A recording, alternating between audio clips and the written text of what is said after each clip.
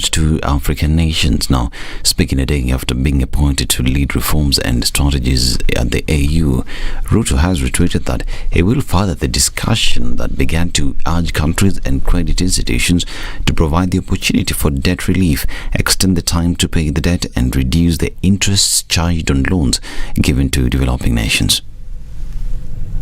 We have put very clear proposals on the table about tenure of debt, grace period for any debt, and even including debt pause clauses in agreements that will give countries opportunity to manage their challenges of climate vagaries, whether it is drought, whether it is floods, and be able to still manage their debt situations. Ruto, while speaking in Ethiopia, also said that he will continue to fight for more funding in projects to deal with climate change. We today are very proud that Africa is no longer the continent that was viewed just as a mere victim of climate change. That today we are repositioning Africa as the continent that has the largest potential of renewable energy, and that we can use this potential, transform it into opportunity. A review of the state of the US dollar and its impact on the economy is one of the main agendas in Kenya Kwanza Parliamentary Group meeting in Naivasha. It has been established that the meeting between President William Ruto and his troops, which starts today, will take stock of the progress of the Kenya Kwanza manifesto. It is also likely to delve into the prevailing political atmosphere. It has been revealed that Raila Odinga's acceptance of the African Union Commission chairperson job and how to deal with it going forward is likely to pop up. Now, the Council of Governors has called for a crisis meeting Thursday to deliberate on what they say is hijacking of devolved functions by the national government. In a letter addressed to 18 governors, among them those who chair the affected committees, the Council decried the use of members of Parliament to roll out projects that would otherwise fall under the preserve of counties, further widening the rift between the two levels of government. The governors are also digging in for a fight on the planned implementation of the affordable housing program as well as the universal health coverage. And 4 police officers are in custody in Kirinyaga County for drinking at a local pub, despite Kirinyaga Governor Anne Waiguru's strict orders to close all drinking establishments in the area.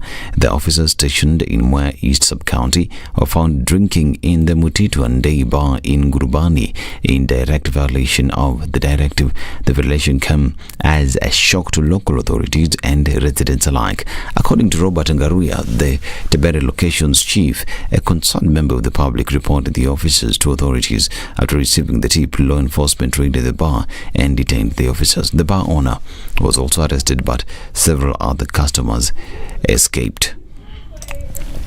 Now, state officers ignoring parliamentary invites and summonses could soon be in trouble as senators support a bill proposing tough punishment, hefty fines and arrest. The lawmakers want officials who fail to appear before parliament committees and plenary fined 2 million shillings. The legislators spoke during a heated debate on the Parliamentary Powers and Privileges Bill 2023. Osotsi, who is also the chairperson of the Senate Committee Public Investments and Special Funds Committee, is the sponsor of the bill. He said that he was pushed to introduce the penalties after some governors failed the oversight committee he leads, despite issuing several notices. And Pope Francis has appealed to Sudan's warring factions to put an end to a 10-month conflict that has seen millions displaced and prompted warnings of famine. Diplomatic efforts have so far failed to end the civil war in Sudan that pits the country's armed forces and the paramilitary rapid support forces. In his traditional Sunday address, the Pope also mentioned conflicts in Mozambique, Ukraine, Israel, and Palestinian territories. This is Newswire. I'm Dennis Aseto. Good morning.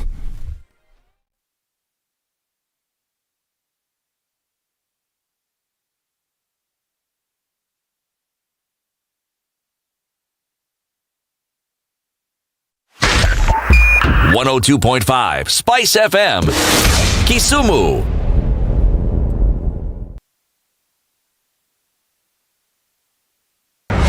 The following takes place from 6 a.m. to 10 a.m. every weekday on Spice FM. The man who looks at a beautiful girl and doesn't talk to her will end up serving lunch at her wedding. Aya, City, do like that. My father has killed a mouse. Will he fail to kill a man? Ameua panya. Small mammal, big mammal. Mtu atamshinda. I mean, I don't understand. What are they How saying? are we comparison? I mean, you kill a mouse. What are they saying? What they're saying is, my father has killed a mouse. Will he fail to kill a man? Name, surprise. Someone's name. The name surprised you? No, the name is surprise. No, what am I saying? I'm from Nigeria, man. I met somebody called I Believe. So See? Your name is I Believe? Yes, my name is I Believe. But that's the short form. I said, excuse me? I said, yes, my name is I Believe. So what's the full name? I believe in the goodness of the The Situation Room, Kenya's biggest conversation. Revenge is for children. It's for kids. When you grow up, you realize the best revenge you can take on somebody is to ignore them. Now, I'm just new in politics. It is not everybody's cup of tea. That's why some people come in one term and that's it for them. Political parties in this country do not have ideologies, whether luring or otherwise. And that is the effect of corruption. Any time an offense occurs anywhere in the country, it is the job of the Inspector General to look into it. Whether it's corruption, whether it's murder, whether it's petty, that is his job. If we have chosen to be a corrupt nation, then we produce corrupt leaders. Everything then becomes chaotic that you cannot be able to change a nation. Good morning, and I love your show. Thank you. Having come from a Kikuyu radio background, I migrated to Spice because of the content. I was born in a slum, but somehow I got a break in life. So sometimes when you see the sweating coming out because of the passion and whatever it is, behind the noise, there are people. And we share the same umbilical cord. It shouldn't be like that. I am so disappointed. We used to tell Honorable Raila Amolo Odinga that he's doing politics of conmanship. And even President Uhuru Kenyatta, serikali hii ndio iko na conmanship ya hali ya juu. You cannot promise people that you reduce tax, then you double. In politics, there is the issue of trust. For you to turn around and then stab the same people who gave you that trust, there is no other level of dishonesty. Na hii mambo utaona dunia tu. The Situation Room, Kenya's biggest conversation.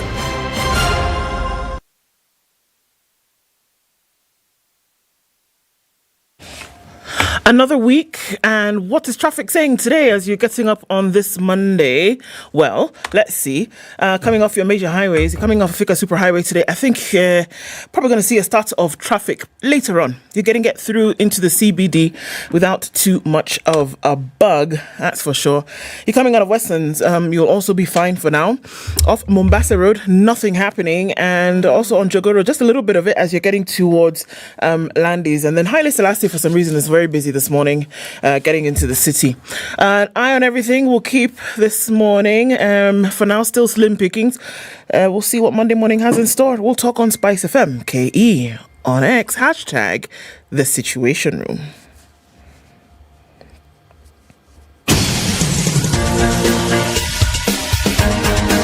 This is The Situation Room, the home of hard-hitting political commentary and penetrating insights about the state of the nation. This is a talk radio experience like no other. The Situation Room, a place for hard truths, debates, and elevated conversations. The Situation Room, witty, political, engaging, deep, controversial. In the room, we have C.T. Muga, researcher, academic, seasoned political observer, a fountain of wisdom in these politically uncertain times. Ndu Okoh, Nigerian by birth, Kenyan by choice, communications expert, Pan-Africanist, a truth seeker and believer in people power, and Eric Latiff, agent provocateur, the man in the chair, seasoned journalist, news hound, a man who believes in punching up, not down.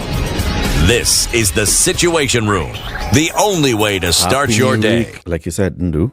So it's the beginning of a new week. Yeah.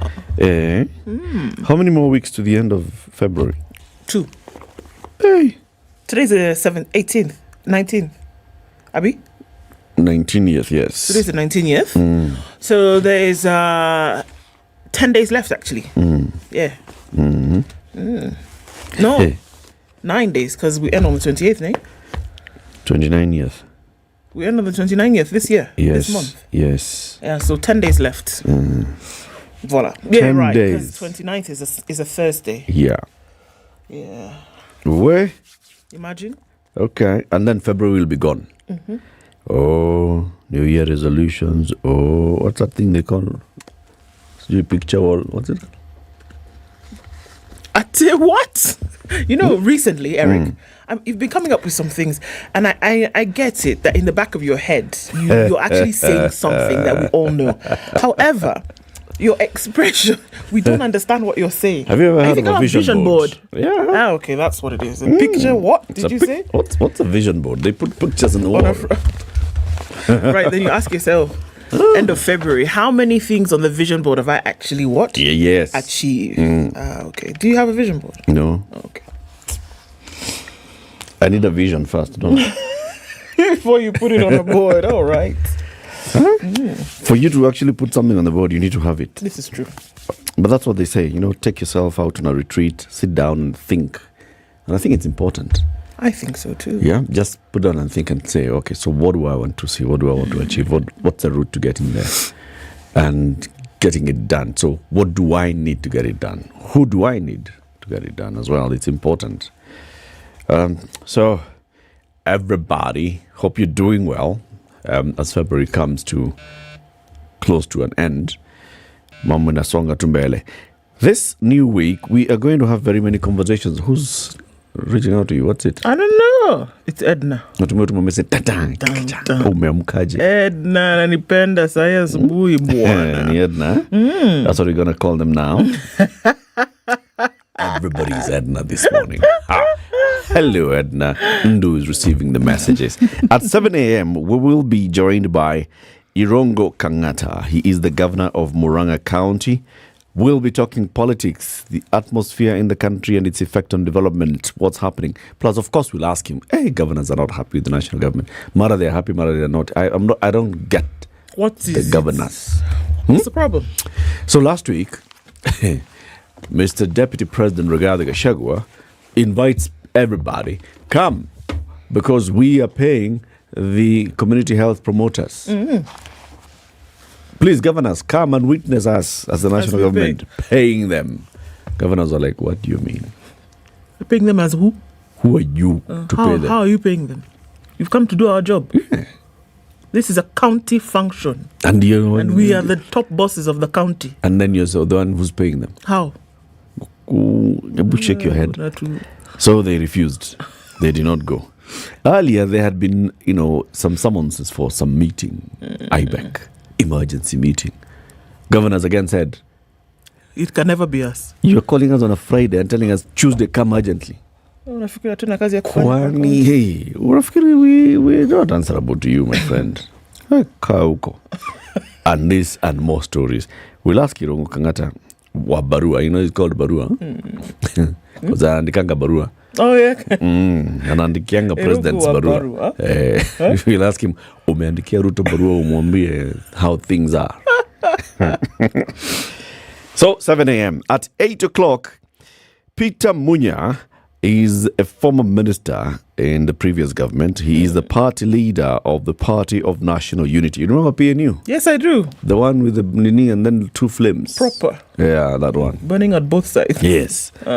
Roadmap to 2027. Is this the right time? Is that the right time? Of course, PNU is one of the parties that form Azimio. Azimio leader, Raila Odinga, is basically announcing, you guys, I'm done with these local things. I'm doing global. I'm flying higher on this. Please don't. So now, who's going to be left? We'll ask Peter Munya. And then at 9 o'clock, artists, royalties, state of the music industry in the country. Dr. Ezekiel Mutua is the CEO of the Music Copyright Society of Kenya. He'll be here at 9. Then Izitumbi was like, oh, you know what, on Twitter, kumbe unakula pesa mingi hivi na watu wakuli pesa nini. Okay. Mutua will be here to answer to Dennis Itumbi. Live and direct. The live stream is on YouTube and on Facebook on this 19th day of February.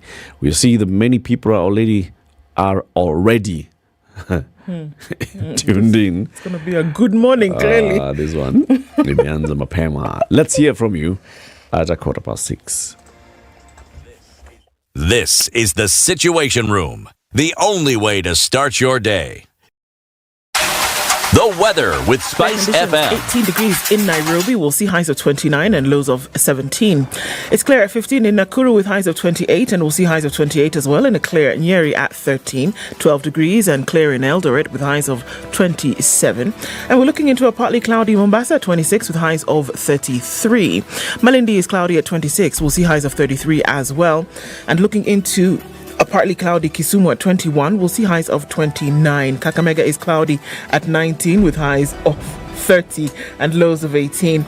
Looking into a mostly clear Kampala at 19, we'll see highs of 30, while Dar es Salaam is mostly cloudy at 27. It'll go to highs of 32.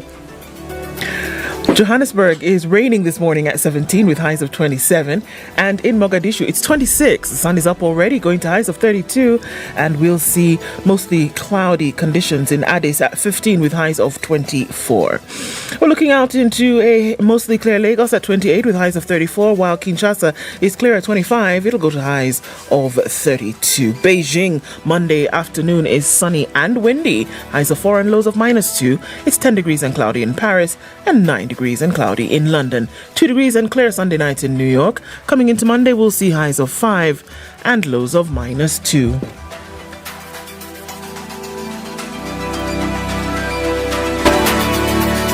Mature, intelligent talk every morning. Spice up yourself.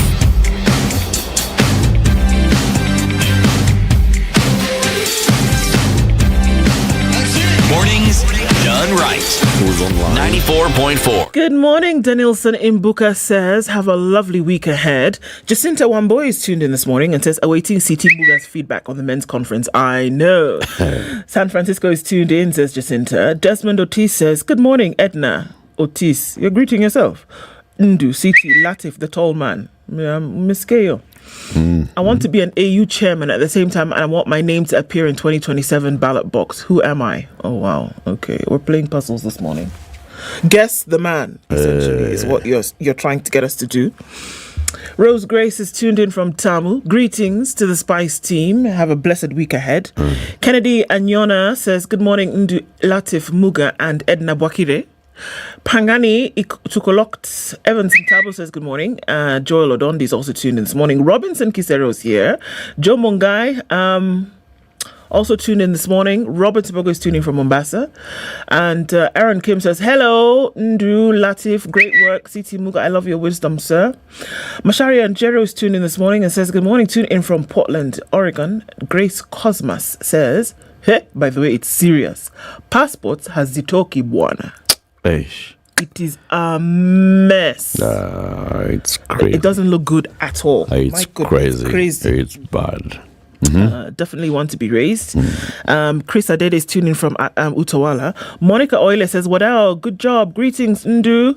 Men's conference chairperson, CT, Eric and Ednah. Stella says, yes, these passport people, it's a travesty. Mugere Kinane says, Ututoma Ibola Chindu. Good morning to you. Bwakire Boya, big team. Listening from New Jersey. Alfric Chariot says, good morning. Say hi to Ednah. Specifically, Ednah, you've been hide. Nelson Kiro is tuning from Doha in Qatar. Quite a number of people tuned in. Amayo, John Jo Kahato, One Mike says good morning. Oganyi Malala is tuned in. And Azaria says, good morning, we love you guys forever. Where? Do we wait to hear Wabarua? Forever. What are those, Azaria? We wait to hear from Barua. Hear Wabarua. Oh, Wabarua. Got it. He's called Wabarua. Munshin is where Linus Rainman is this morning, and Kennedy Wanjala is tuned in from Kilifi County. Good morning, everybody. Karibuni sana. Everybody, welcome. So CT is still doing 1-2-1-2. So he sent me a proverb. handwritten proverb. I am trying to read the handwriting. It's going to be fun. This one. So the proverbs are from Ghana. All right.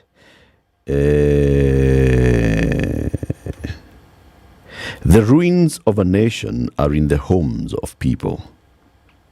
Confirm that I've read it right. Okay, let me try and see. I think it was that word homes that I was trying to get. The Or is it ruins of bones? nations are in the No, that doesn't look like bones. Looks like homes. Looks more like homes than anything else. The ruins of a nation are in the homes of people. Proverb from Ghana. Ghana. Ghana inflation yao iko wapi sahi? Wewe.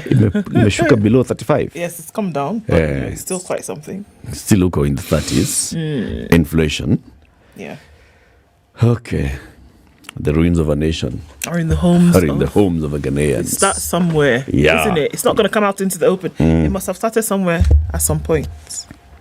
Abi? Cool. Say cool. Cool. Very good.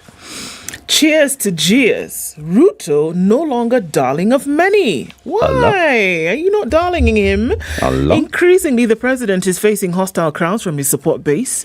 It started in Rift Valley, and now Mount Kenya has perfected the art of jeering leaders in his presence. His behavior is very disrespectful. Yeah. Has the populace run out of patience with their leaders, or are they just frustrated? Well, either way, man, it's not a good picture. He said, I want leaders to be respected. Heckling is for ODM. Oh, yeah. And we don't want ODM shenanigans in UDA. We do not want this kind of nonsense. We want a united country. Well, that's not the way to get it with that statement, but okay, I hear what you're saying. A London woman goes to jail over Nairobi FGM. And do you wonder how? I'll tell you. Trump hit where it hurts most. Where might that be? Banks to pay more for licenses. Wololo. Now, high fees are pushing children out of schools. It's interesting because there's an African Union, a report that was shared by the African Union that shows that a government plan to spend less in education and push parents to pay levies has denied thousands of children access to education, further widening social and economic disparities. 79% is the percent of African Union countries planning to decrease total government spending as a percentage of GDP between 2023 and 2025. 44%, 15 African nations, are already spending more on debt servicing than they are on education, and this number is probably greater as full data is not available for 18 countries. 73% of the 52 African Union countries studied, the IMF identifies that 73% are in debt distress or at a significant risk of debt distress, high or moderate. So essentially, what they're saying is that governments are going to spend less on education because of debt finance. Because of debt. Yes. So that's why now people have to drop out of school. Yes. Because of this. Yeah, they can't afford it because now you don't pay for education. You load it on parents, children, and their families can't afford it. They stay out of school. Oh, what do you want? Goodness. Really? It's a big deal. We'll look into details of that story. On the front page of The Nation this morning, why the mountain is restless. This mountain, is it, where? Mountaineers. Mountaineers. Mountaineers, what's the problem? It's the region that installed Kenya Kwanza in power in the 2022 presidential election, but the discontent brewing in the vote-rich zone more than a year after the polls has the top brass of the ruling party pitching camp there to turn the tide. Turn it to where? For what? When? The question is just what is happening. Dark side of Kenya power? The dark side of Kenya dark power. Side of Kenya power. I like that headline, I must say. It's the state monopoly tasked to light up the country, keep industries running, and critical services like hospitals sustaining lives. But the operations of one of the key national installations have picked up a national furore over inordinate delays in new connections, repair of broken down transformers, and questionable billing systems. And if you guys are the only ones, can you behave yourselves? This question's being asked. The cabinet is off to Naivasha. Ministers and House leaders gather today in Naivasha for a summit to take stock of government performance that observers say could trigger the first shake-up of the Kenya Kwanza administration. Would it be the first? But all right. 4 trillion shillings inside the budget to pay debt and foster growth. The government has unveiled the 2024-2025 financial year spending plan that coincides with mega loan maturities that are forced imposition of harsh taxation measures. It looks like it's going to be a 4 trillion shilling budget next year. Yeah. Right. 4 trillion. Says, we'll soldier on without Raila. He says if he gets the AU job, we're all right. It's okay. To survive. It shall be okay. Higher. Yeah. The Business Daily. Please go ahead.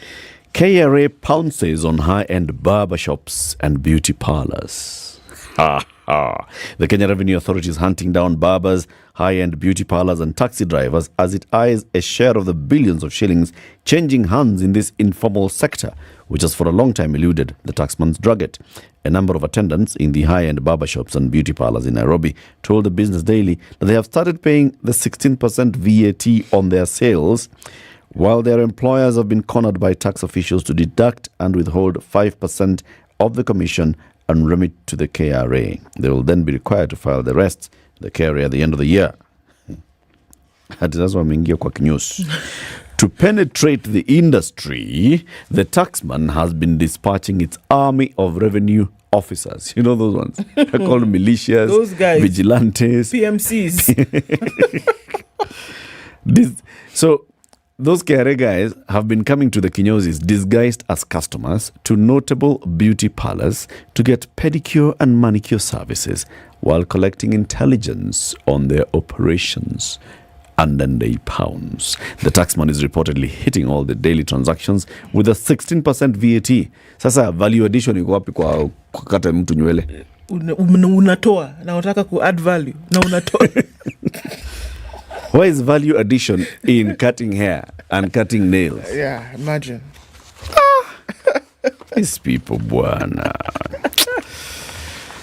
Sam, a barber in one of the high-end barbershops in Kileleshwa, is still reeling in shock after the owner of the enterprise, with whom he shares the money he earns from shaving heads, started to withhold 5% late last year.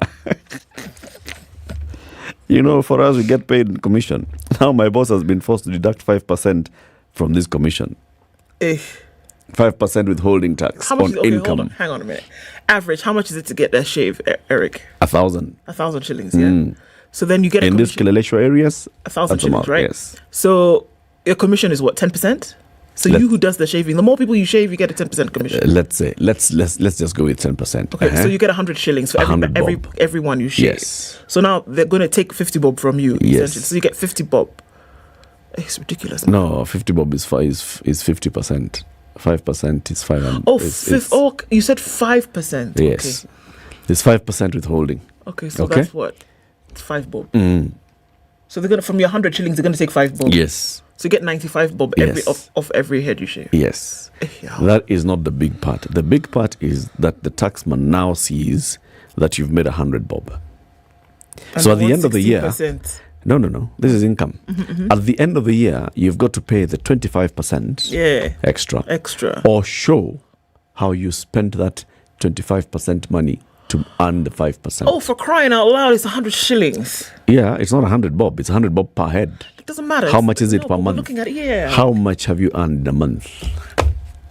Yeah, assuming it's withholding income tax. Whatever. It is that simple. It is. So if you're assuming you're shaving 10 heads a day, oh my word, it's a pretty penny. Yeah. It's 1,000 a day, 30,000 a month. It's 300,000 a year. Okay. Because withholding tax for resident taxpayers is not a final tax, some can still claim it when paying for income tax at the end of the year, according to Evelyn Makoha, a supervisor from the domestic tax department. So at the end of the year, you just come in now and show, okay, I spent this much, and you do the net off. But issue. That is one headline. The other headline in the Business Daily: Kenya moves to regulate Bitcoin trade on grey listing risk. Kenya is working on new regulations to police trading in cryptocurrencies such as Bitcoin on growing fears that the increased transactions in virtual assets in the country could increase risk of money laundering and terrorism financing. A technical working group set up to advise the Treasury on cryptocurrency is currently preparing the draft regulations to be forwarded to the Cabinet for adoption, making one of the key interventions in addressing weaknesses in its financial system. Kenya and crypto, big. Kenya is one of the leading countries where crypto trade is actually taking place. It is. In the world. The Treasury proposes 58 billion shilling budget cuts. 78 billion. The National Treasury is proposing 78.6 billion shillings in budget cuts for the first fiscal year ending June 30th as part of the Exchequer's efforts to rationalize spending. So from 3.6 trillion, remove 78B. Not 700 billion, no, 78 billion. Only 78. 78 ni chai ya siku mbili. State House. Kenya Tanzania trade spurt cuts maize rice imports by 10 billion. What's wrong with? I asked you this question. You asked this question last week. What's wrong with Tanzania? Kenya's imports from Tanzania fell by 10.23 billion shillings last year on the back of renewed trade barriers which largely hit the flow of grains from the agriculturally endowed country, according to official trade numbers. Look, forever you've been the regional little brother, right? So you have an opportunity to flex your muscle and show people your full chest. You think you're going to take it, my friend. So what are you doing? You want to bamba? You see, these are imports. It's not that you are giving us free food. We're buying. We're buying. These are exports. To you, they are exports. So why would you want to? Again, it's not flexing though. It's flexing. And you have to realize after some time it will die down. But it's flexing. I can't just just go ahead and let's do it. No, I got to show you that, there's something in the game for me. How will I show you who I am if I don't, press every now and then? It's sovereignty wars. Yeah, that's what it is. Final ticker headline.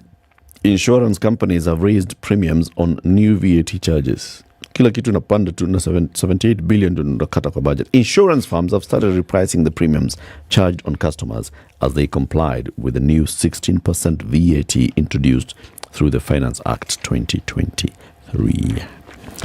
Please tell us what's in the star. Do you have the star? Top right-hand corner in teal green. Why Raila's AU job bid has united Kenya's top politicians. My friend. They're all united. The enemy of your enemy is your what? So see it as you like. Potato. They all want him gone. Okay. Bang in the middle of the paper. Ruto team gives audit boss central role in graft war. Huh? Nancy Gathongo could recommend a debarment of unscrupulous entities. So they've said now, the audit boss, you as Nancy Gathongo, we are saying this role in graft, you now lead the charge. What does that mean? I'll give you the details of the story, but start calling out. The Auditor General is to report directly to investigative agencies. She doesn't just put it out there and hope that Parliament will pick it up, but she's saying now, when I see that, you know how she normally says there is a discrepancy or there is a lacuna, there is something. Now she can take it directly to those who are meant to investigate EACC, DCI, ODPP, go straight to them. Okay. Oh. I'm telling you. So she can't wait. She doesn't have to wait anymore and hope and pray and cross her chest that Parliament will pick it up or the folks who are supposed to deal with oversight, Senate, will do something about it. No. Go direct. Garrett? There's a smashing picture there of President William Ruto of Kenya, Samia Suluhu of Tanzania, and Hakainde Hichilema of Zambia. They arrived for the unveiling of a statue in honor of Mwalimu Julius Nyerere at the Julius Nyerere Peace and Security Building at the African Union Commission in Addis Ababa in Ethiopia yesterday. So that was happening there, and these three friends seemed to be, having a nice chat. You like this one? Koskei orders crackdown on illegal sirens. Who's Koskei? Which ones are the illegal sirens? Who is Koskei? Koskei is the head of public service, Felix. Head of public service? Yeah. Is ordering illegal sirens to shut up. These are those two things that have been mounted on the grills of these big vehicles. The strobe lights and stuff. Felix Koskei is not the Inspector General of Police, is he? Not since I last checked. He's ordered an immediate crackdown on all vehicles that are illegally fitted with sirens and strobe lights, saying the state was concerned as many government and privately owned vehicles are causing security risks and creating safety concerns to road users. So stop it. MPs link Baringo attacks to quest for own county. The banditry attacks in Baringo have now metamorphosed, or rather, morphed, let's go with that, into displacement of populations with the aim of acquiring more land to create a new county, according to members of parliament. That's the new claim from the region. Vital drug offers relief for mums during childbirth. Oh, okay, interesting. Mothers from next month will have access to a new drug that prevents excessive bleeding after childbirth, following the government's procurement of 360,000 doses of heat-stable carbetocin, a new formulation vital in reducing maternal mortality. Wow. Whoa, okay. Big deal. That's a big one. 24 minutes to 7. Tell us what's happening on the roads. Sawa.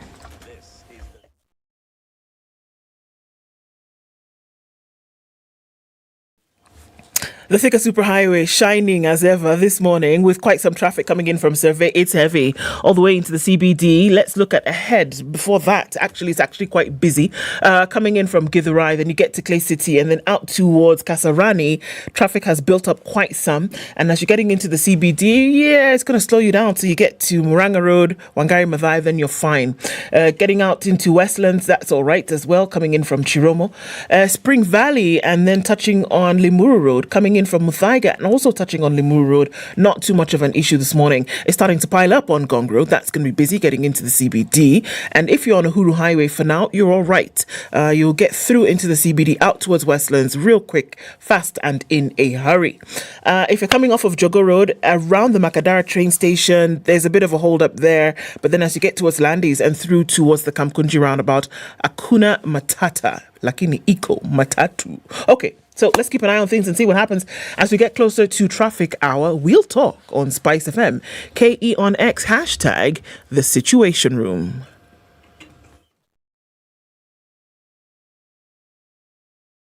Mature, intelligent talk every morning. Spice up yourself.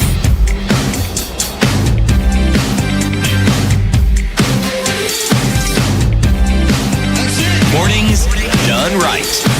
94.4 Spice FM, Nairobi. Tell us. I want to tell you about the Cabinet Secretary's moment of truth. Okay. Do I? No, actually, no. I want to tell you about this story about Nancy Kadungo. I think it's very interesting in terms of what is actually going to happen.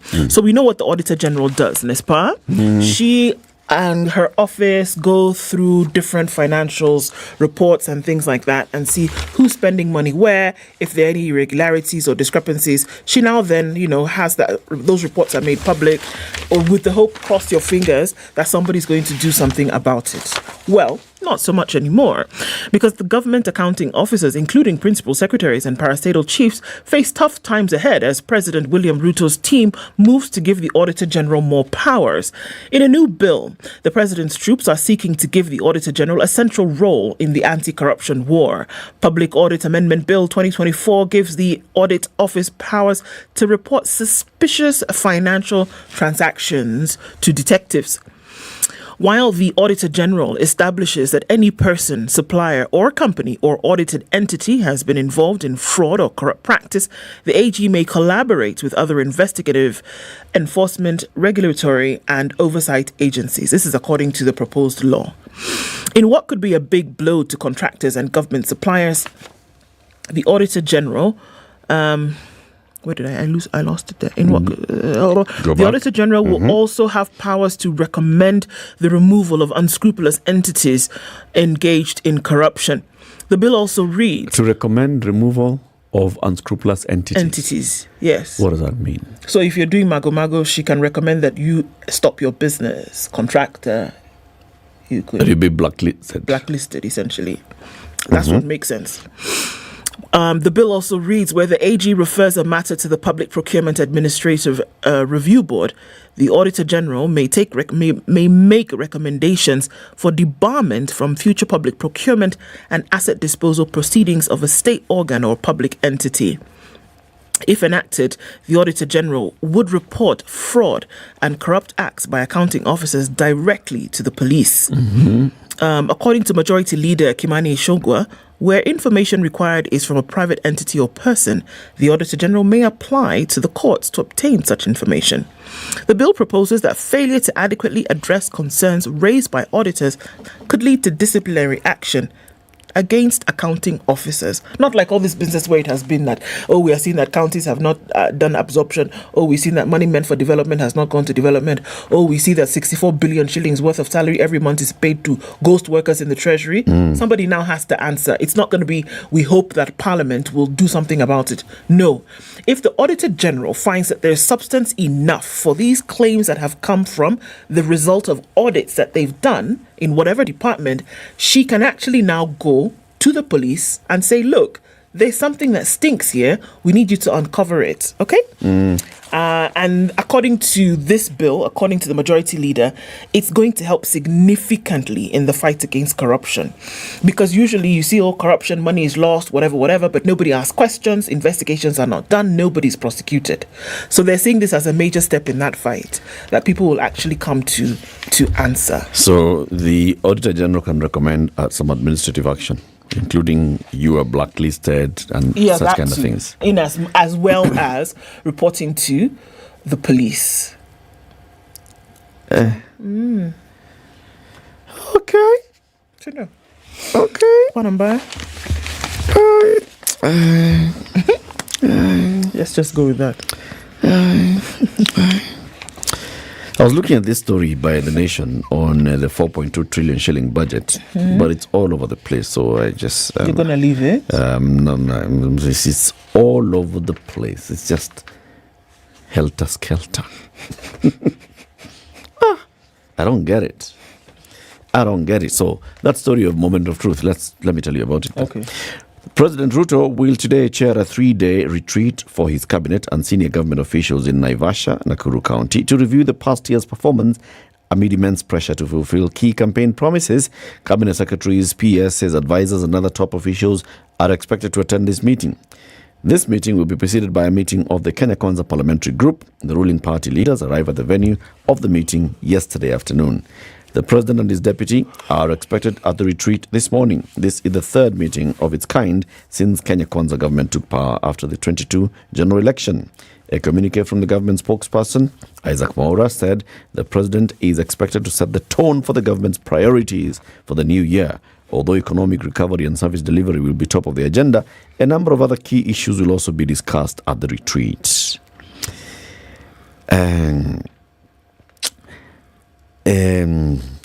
So many things are being said about this. This is a meeting where after which, you expect to see some changes in government. This is going to review the performance. There's several ways of looking at this. One, is it important to have an annual retreat of senior government to say, where are we headed, and to take stock? I think it is. Even in the private sector, senior management does take this retreat. You take a retreat and you review your performance and you say, so this is how we are taking our direction going forward. This is cabinet secretary, PSs. You expect maybe some senior advisors, of course, are going to be there, Kinder David D and the others, and other senior officials. The point is, if you're reviewing, what metrics are you using to review? Absolutely. And then what shall you do as remedial measures on what you did not achieve? That was my question. Are you going to be able to say, all right, so we didn't achieve this and these are the reasons? If you didn't achieve this because of one reason or the other, what are you going to do as mitigation in the next year? This is it. And I don't have a problem with meet 10 times if you must. I think that it is very good for you to always circle back and say, okay, where do we... That's why you need to have those. Even in sports, you need to have the little huddle where you say, okay, guys, this is where we've been going. It doesn't make sense. Let's re-strategize. You do it. You need to have a huddle. The thing is that at the end of the huddle, will you realize that the things that you've discussed for implementation, number one, will actually be implemented. Otherwise, that's where it becomes a waste of time. And that's where it becomes a waste of resources that one would have said that you would have done something else with. This is the thing, that can you actually then pinpoint tangible things that were realized after your huddle? I think it is very important to do. I think it must be taken with the utmost seriousness. And then I think that there almost always has to be a deliberate insistence then on implementing the things that you've come up with. And if people cannot see them, or at least hear them, or see some kind of movement around them, that's when they start to say that these things are a waste of time. And then people went to go and drink juice and take all the time there. But maybe sometimes are we too harsh? On what? Like expecting, that entire microwave mentality. This is the problem with a position like this. We expect to see results immediately. This is the problem with a position like this. This is a problem with these positions. That you take them, or that they have a huge responsibility on their shoulders. And I don't think anybody's watering that down or anybody's discrediting that. But that's just it. That it is a pressure cooker moment all the time because you're holding a nation in your hand. Yeah. So are you too harsh? Well, I think that's just one of the things. You're going to have to roll with the punches. It's one of the things that comes with it. Nobody's saying it's easy. I don't think anybody would say that sitting in a position like that is just a walk in the park. It is not. Okay. It is difficult. Okay. However, should you measure your expectations? Should you measure your expectations? Yeah. No. Having acknowledged that it's not easy, that it takes time, that all those things, then should you temper your expectations and say, all right, let's see. No. The progress is being made in this direction. Is there progress moving forward? There's progress moving forward, okay. Or is it that you expect immediately? Probably because of the way a promise is made to you, or that pronouncement is made. When you say, we are going to move the railway to Malaba. Is it realistic to expect that the railway will move to Malaba in the next year? One would have expected that. Or is it realistic to expect that, then we'll start seeing the movement of the railway to Malaba next week? Or one would even ask, is it realistic to believe what you said you would do? Yeah, is it? Yeah. Is it realistic? Are you being just too harsh? If we say we're moving the railway to Malaba, if the first step will be maybe looking for money. But we're looking for money, you're not going to... Sasa unajua leo tumekutana na nani, akatuambia tuongee next week. As is usually the case. Yeah. Kuna cheka na ngoja hivi mahali. So you do not know what exactly is happening. So the promise and the pledge remains. For example, the promise and the pledge remains. The president went to here in Ngong and launched a project of connecting a railway, the local commuter rail, from Ngong, connecting it to Nairobi. Nothing has happened since then. Why? Now that's the thing. Maybe there's a lot that's happening in the background. You are looking at it and saying, as long as I'm not seeing a rail on the ground, nothing is happening. Then I'm going to take it back to your doorstep. And this is one of the things we talk about. Is that the reality? Well, look, the reality could be made much more known to people. And this is one of the things I always say. The worst communicators about any progress that they're making is government. The worst. And I say, you're in a position where 50 million people are holding you to account every single day. And that's one of the things that comes with it. You must be deliberate about telling them what's going on. You have to. Because if you don't, that's where the sentiment of, are you being too harsh comes. You don't communicate with them, they're going to think you're doing nothing. Looks like and we understand that some of these processes, there will be quiet time, there will be downtime, that you will see progress as you come towards now the majority of the thing. But if you don't talk to people, they're supposed to know. So we will judge you harshly. Communicate. That's the issue. Yes. Tell us what's going on. Tell people, Leo to sign. Exactly. If not, project. People reserve the right to say you're doing You've nothing. got to involve people at 100%. every step. You have to take them along. You have to. Yeah. You have to. I get your point. Yeah. Let me tell you about this reduction of amount of money for schools across countries, which I think is a very, very sad thing. And it's quite unfortunate. A survey reveals why thousands of children are missing school. Thousands of children are being locked out of school due to the failure of the government to finance their education, according to a new report.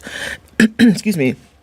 It also emerged that the current disbursement of government funds per pupil is low, in turn negatively affecting vulnerable households, especially those in rural communities. The finding is contained in a report titled Transforming Education Financing in Africa, a strategic agenda for the African Union Year of Education 2024. I think that's just interesting that this is the year of education. The study was supported by several organizations. It goes across board. Some 38,904,483 pupils in primary schools in the region have been forced to drop out of school because of the high cost of education, out of which 727,000 pupils are in Kenya. On capitation requirements, the report says that each primary school pupil in Kenya requires at least 62,577 shillings to cover the cost of their education every year. Okay. Currently, capitation is at 22,000 shillings in secondary boarding schools. Okay. The report says if the government can provide 173.5 billion shillings as per the IMF estimates, 2,772,616 primary school children in Kenya will return to school. So it's very simple. It's simple in the sense of the idea. Bring money, children go back to school. You don't add, we won't go back. We won't go to school. It's a very simple thing. The report released this month further indicates that the acute budget cut freezes or squeezes in government funding have compounded the challenges. So when you reduce money that should go to one or two places, education in most cases has suffered the most. The documentation indicates that the region is behind in spending on education, with only 7 out of 35 countries able to allocate 20% of their GDP to education. Kenya is among 10 countries in the region spending less than 15% share of their budgets in the sector. It also emerged that while there has been commendable progress in getting learners into school and addressing inequality in education, significant disparities persist.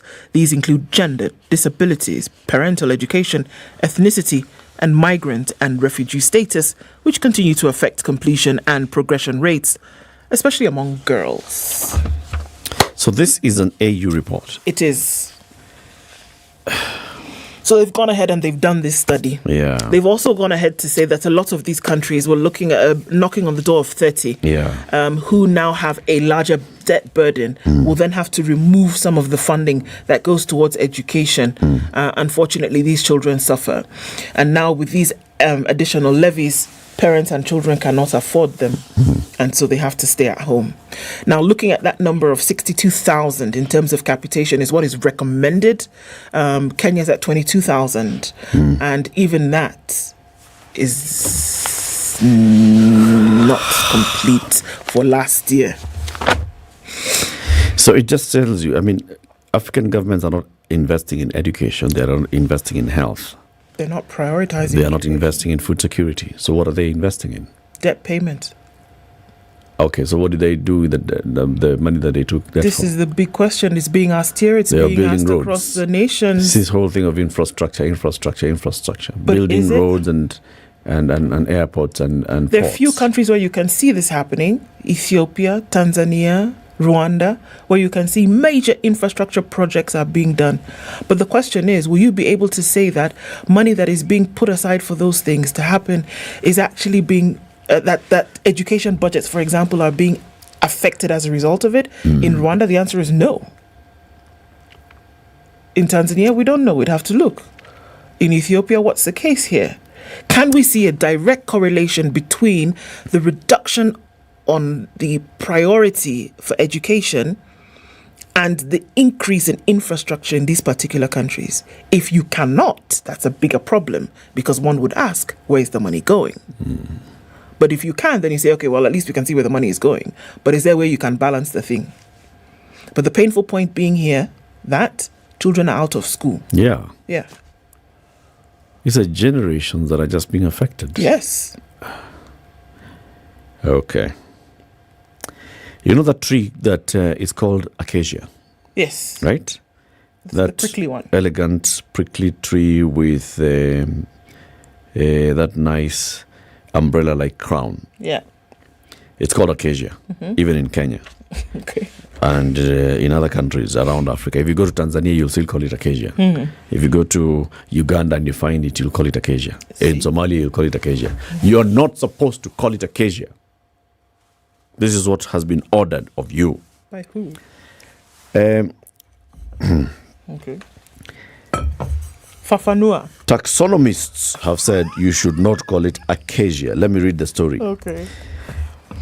It will not be acacia. The name acacia has become Vaccalia and Senelia in a name change following a reclassification of the genus acacia by taxonomists, who are experts who name plants. For now, the name has changed, but many Africans still do not want to accept it, given that it is a tree that has a huge attachment and association to tourism, education, marketing of several brands, and even medicine. It has not been easy to change the name that has been known by many for centuries. This is according to a botanist called Kimani Ndungu. Although the name acacia has been synonymous with Africa since it was first described by Philip Miller in 1754, the name issue has been hotly debated over the years, not only in Kenya, but across the world. Botanists say there are several species of acacia spread across different continents, with close to 1,000 of them in Australia, 150 in Africa, 185 in Americas, and 95 in the Asia-Pacific region. So you see, Australia has 1,000 species of acacia. You guys in Africa have only 150. So, the battle for the name changes of acacia was started by an Australian group of botanists in 2003 who prepared a case to change the type species of acacia in such a way that, were it to be split up, the generic name acacia would follow the largest fragment, the old subgenus, as per the rules of naming plants. This meant that the name acacia would only apply to the majority of species in Australia. The rest of you all, look for your own name. Can I ask a question? Call it Kenyania. Whatever. Who came up with this idea? The Australians? The Australians are the ones which started this charge. They said, look, majority of these things are in Australia. So to avoid confusion, can we say that these ones that are found in Australia are the ones that are called acacia? Do you know what that's like saying? According to the local botanists and researchers like Ndongo, the debate surrounding the case has been emotional and has dragged on for years. Botanists from Africa have been arguing that acacias were an iconic species in Africa, and they would retain the name. But even if we fight, it will not be possible to retain the name acacia because it's against the international scientific rules of naming plants. There is a way plants are named. If a majority of them in this area are then endemic to this area, then we follow that. Okay? The revision of acacia was approved on the 17th International Botanical Congress that was held in Melbourne in 2011. The international botanical community has since accepted the changes and are already in use in botanical literature. Do you know the only reason? Following the reclassification, the acacia name was reserved for those species native to Australia. African species were grouped into two distinct genera, Vaccalia and Senegalia, based on what is described as morphological, anatomical, and biochemical attributes. So yours here is Vaccalia, and those ones in West Africa are Senegalia. Let me ask you something. So you said, according to the classification Yes. of all of these Yes, fellas, that they've already agreed that it's in the rules. There's a rule book, and it's in the rules, and it says that, look, if you find the majority of the species in one place, it's going to be named, the name is going to be given to that place, and you can only call it that there. Now, Shike, there's no problem. If that's what you said it is, then we keep it moving. But if that was not in the classification, I would have just said it's another opportunity for people to patronize us. It's like saying there are more cows. So then there are more lions in Kenya than anywhere else. Can you now say only Kenyans will call them lion? Other people call them pussycat. I mean... Yeah, we should do that. Yeah, that's what I'm saying. So now if Kenya wakes up and says something that, will the rest of the world beckon and agree? Yeah. They should. But just because it's in the rules... Those things in Asia are not lions. Because those things in Asia are not elephants. Call them something else. That's what I'm saying. Stand Call up them and something say, else. Just like the ones in America are not called cows or buffaloes. What are they called?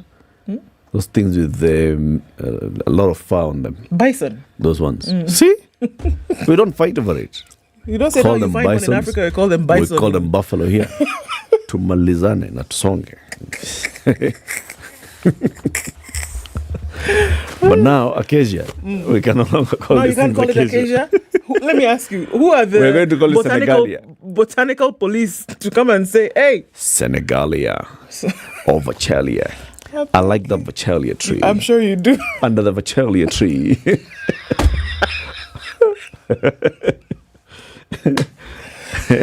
Who's going to make sure you're calling and then it right? mate, when you go to Australia, mate. When you go to You'll Australia, call it mate, you Acacia. say you're Caucasian. Yes. They should leave us. Okay, keep it here for more conversations coming up in the next hour. Good morning, it's 7 a.m.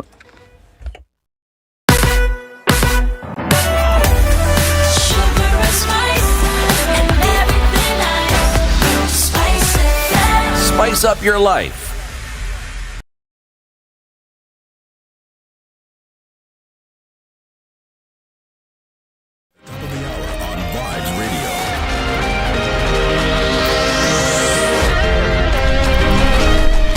Good morning, this is Newswire. I'm Dennis Aseto. The Cabinet convenes in Naivasha for the annual 4-day retreat of the National Executive. President William Ruto will chair a Kenya Kwanza parliamentary group meeting today ahead of the Cabinet retreat. The retreat is meant to evaluate the government's achievements. The second retreat for members of the Cabinet and senior ranks of the Executive and Parliament will, according to the government spokesperson Isaac Mwaura, give a scorecard on the accomplishments of the Kenya Kwanza administration since coming into power. The retreat comes against the backdrop of mounting public discontent and a growing list of concerns over the cost of living, with the continued deterioration of the state of the economy, seeking to create synergy among government ministries and departments of the execution of the programs. The leadership of the National Assembly, where the Kenya Kwanza Alliance enjoys the majority, will report on the progress of the second session, the 13th Parliament, to align the government's agenda during the third session. The House resumed from recess last week, with major differences playing out during the debate of the Affordable Housing Bill 2023, Kenya Kwanza Alliance and Azimio la Umoja legislators clashing during the second reading of the bill. The thorny issues of reconstituting the electoral body IEBC amid differences on the composition of the selection panel, despite a High Court order that gave the Nelson Makanda team the go-ahead, will also feature during the meeting, meant to reset the government's 2024 plan. And a Nyeri Catholic Archbishop Anthony Muheria has accused the government of refusing to listen to the plight of Kenyans, who he says are suffering the burden of the high cost of living due to heavy taxation. Speaking at Kariti Catholic Church in Nyeri, when he launched the Lenten Campaign 2024 for the Archdiocese themed Integrity for a Just Nation, Muheria called on Kenyans to pray for the leadership of the nation to have a change of heart and listen to dissenting voices. The church leader accused the government of failing to address priority areas of concern for Kenyans and passing punitive legislation. Cost of living, which have just become totally unbearable. We are asking, isn't there space for government to listen? We've called upon our leaders. We've spoken to them about the tremendous strain they are putting on any ordinary Kenyan.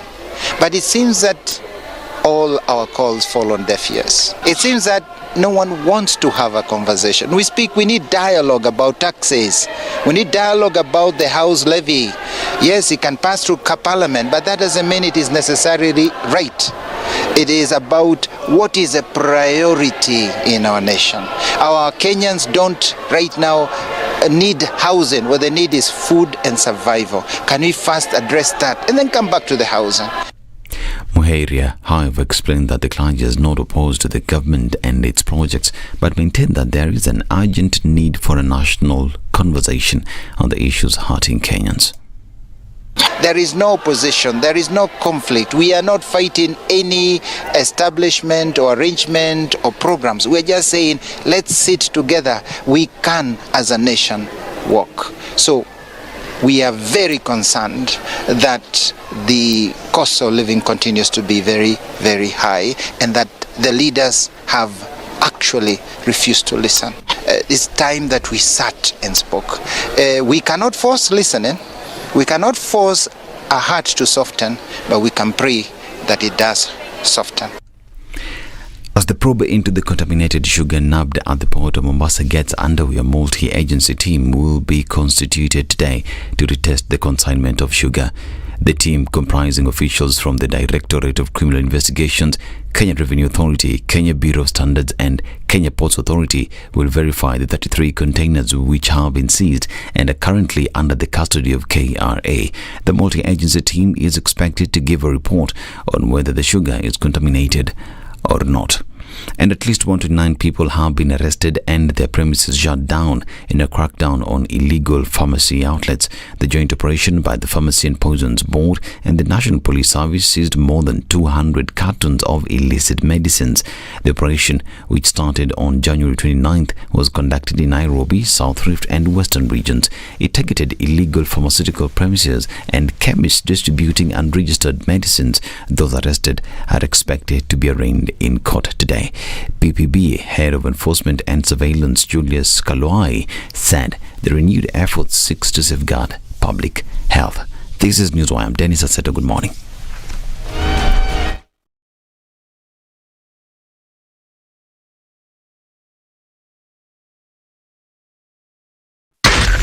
SpiceFM, Nakuru. A few minutes after 7 o'clock, traffic is starting to build up quite some as coming off of Jogoo Road heading out into the city. It's also very busy on Kiambu Road, and we're looking at quite some of it coming in on the Thika Superhighway. It's major because it's bumper to bumper. Coming in all the way from, well beyond Kasarani today. That's coming in heavy all the way from the junction of the bypass. Coming in from Roiro and then touching all the way through towards the Pangani underpass. That's quite some traffic this morning, and it's going to put some hair on your chest, that's for sure. Keep an eye on that and see what happens with it. Kiambu Road is also busy. We're also looking at traffic coming in heavy off of Limuru Road. Usual suspects this morning, as well as Langata Road. So Langata Road is busy, very busy as you're approaching T-Mall all the way through and through. And also looking at some traffic starting to build around Cabanas, getting towards North Airport Road, and then on to Outer Ring at the junction, also coming in from the Eastern Bypass. Quite a lot of it this morning, and it's early. Let's talk on SpiceFM KE on X, hashtag The Situation Room, as we keep things moving this morning.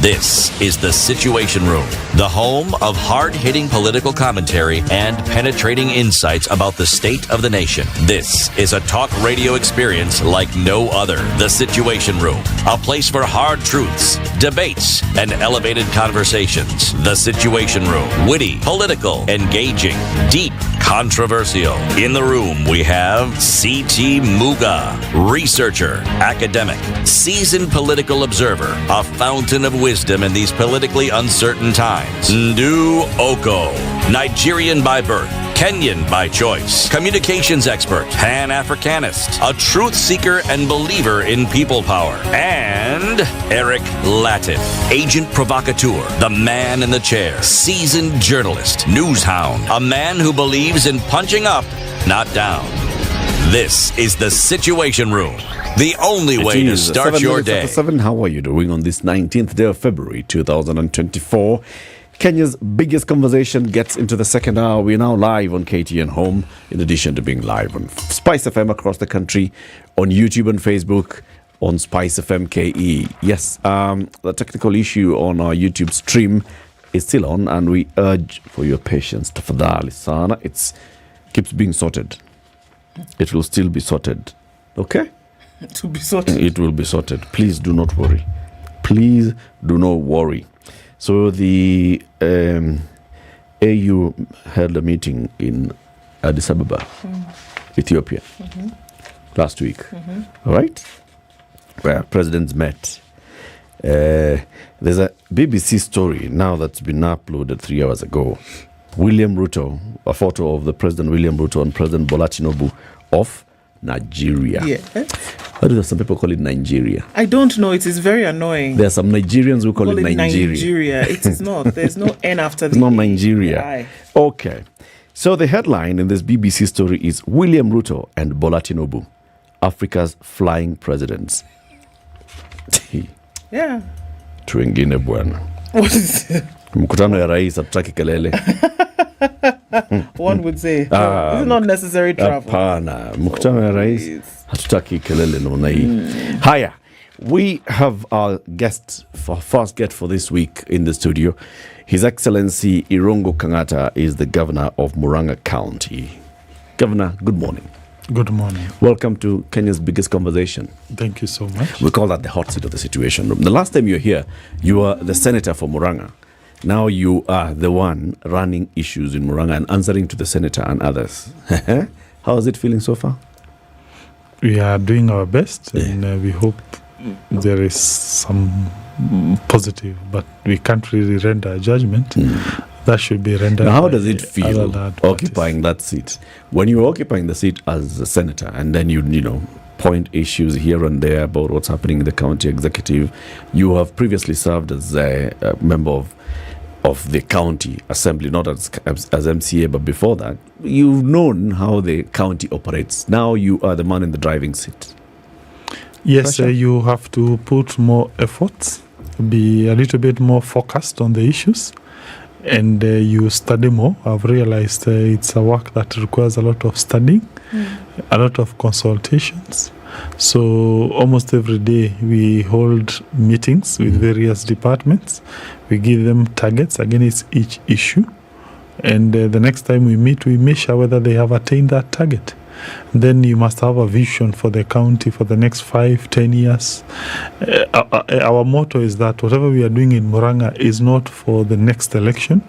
It is for 10-20 years to come, or even 100 years when we shall all be dead. There will still be Murang'a, and that generation will be asking itself, what did the governor who was called Kang'ata and his government do to the good people of Murang'a? So therefore we have to come up with plans that have to supersede our term. Very good.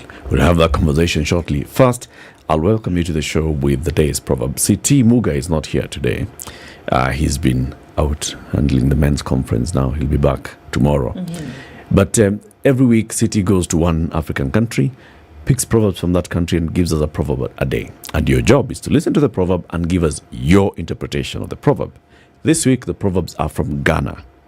And today's proverb, the ruins of a nation are in the homes of people. The ruins of a nation are in the homes of people. What's your interpretation of this? The family unit is very important. If for any reason that the family unit collapses, the nation collapses. So we need to build stronger families.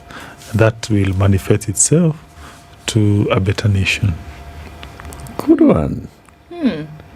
Good one. Okay. That's a good one. Sawa. So let's hit the ground running. You are a member of the Council of Governors. Of course, you are in several committees in the COG. You're in legal, I know you're in health, and maybe you're in others. And we are seeing over the weekend communication that's coming from the Council of Governors with regards to the relationship between national government and county governments. And it's not just the politics of who's boss, but it's on implementation of programs that may affect your performance as a governor. For instance, the issue has been raised on the matter of health. The national government is supporting counties in the rollout of universal health coverage with the community health promoters.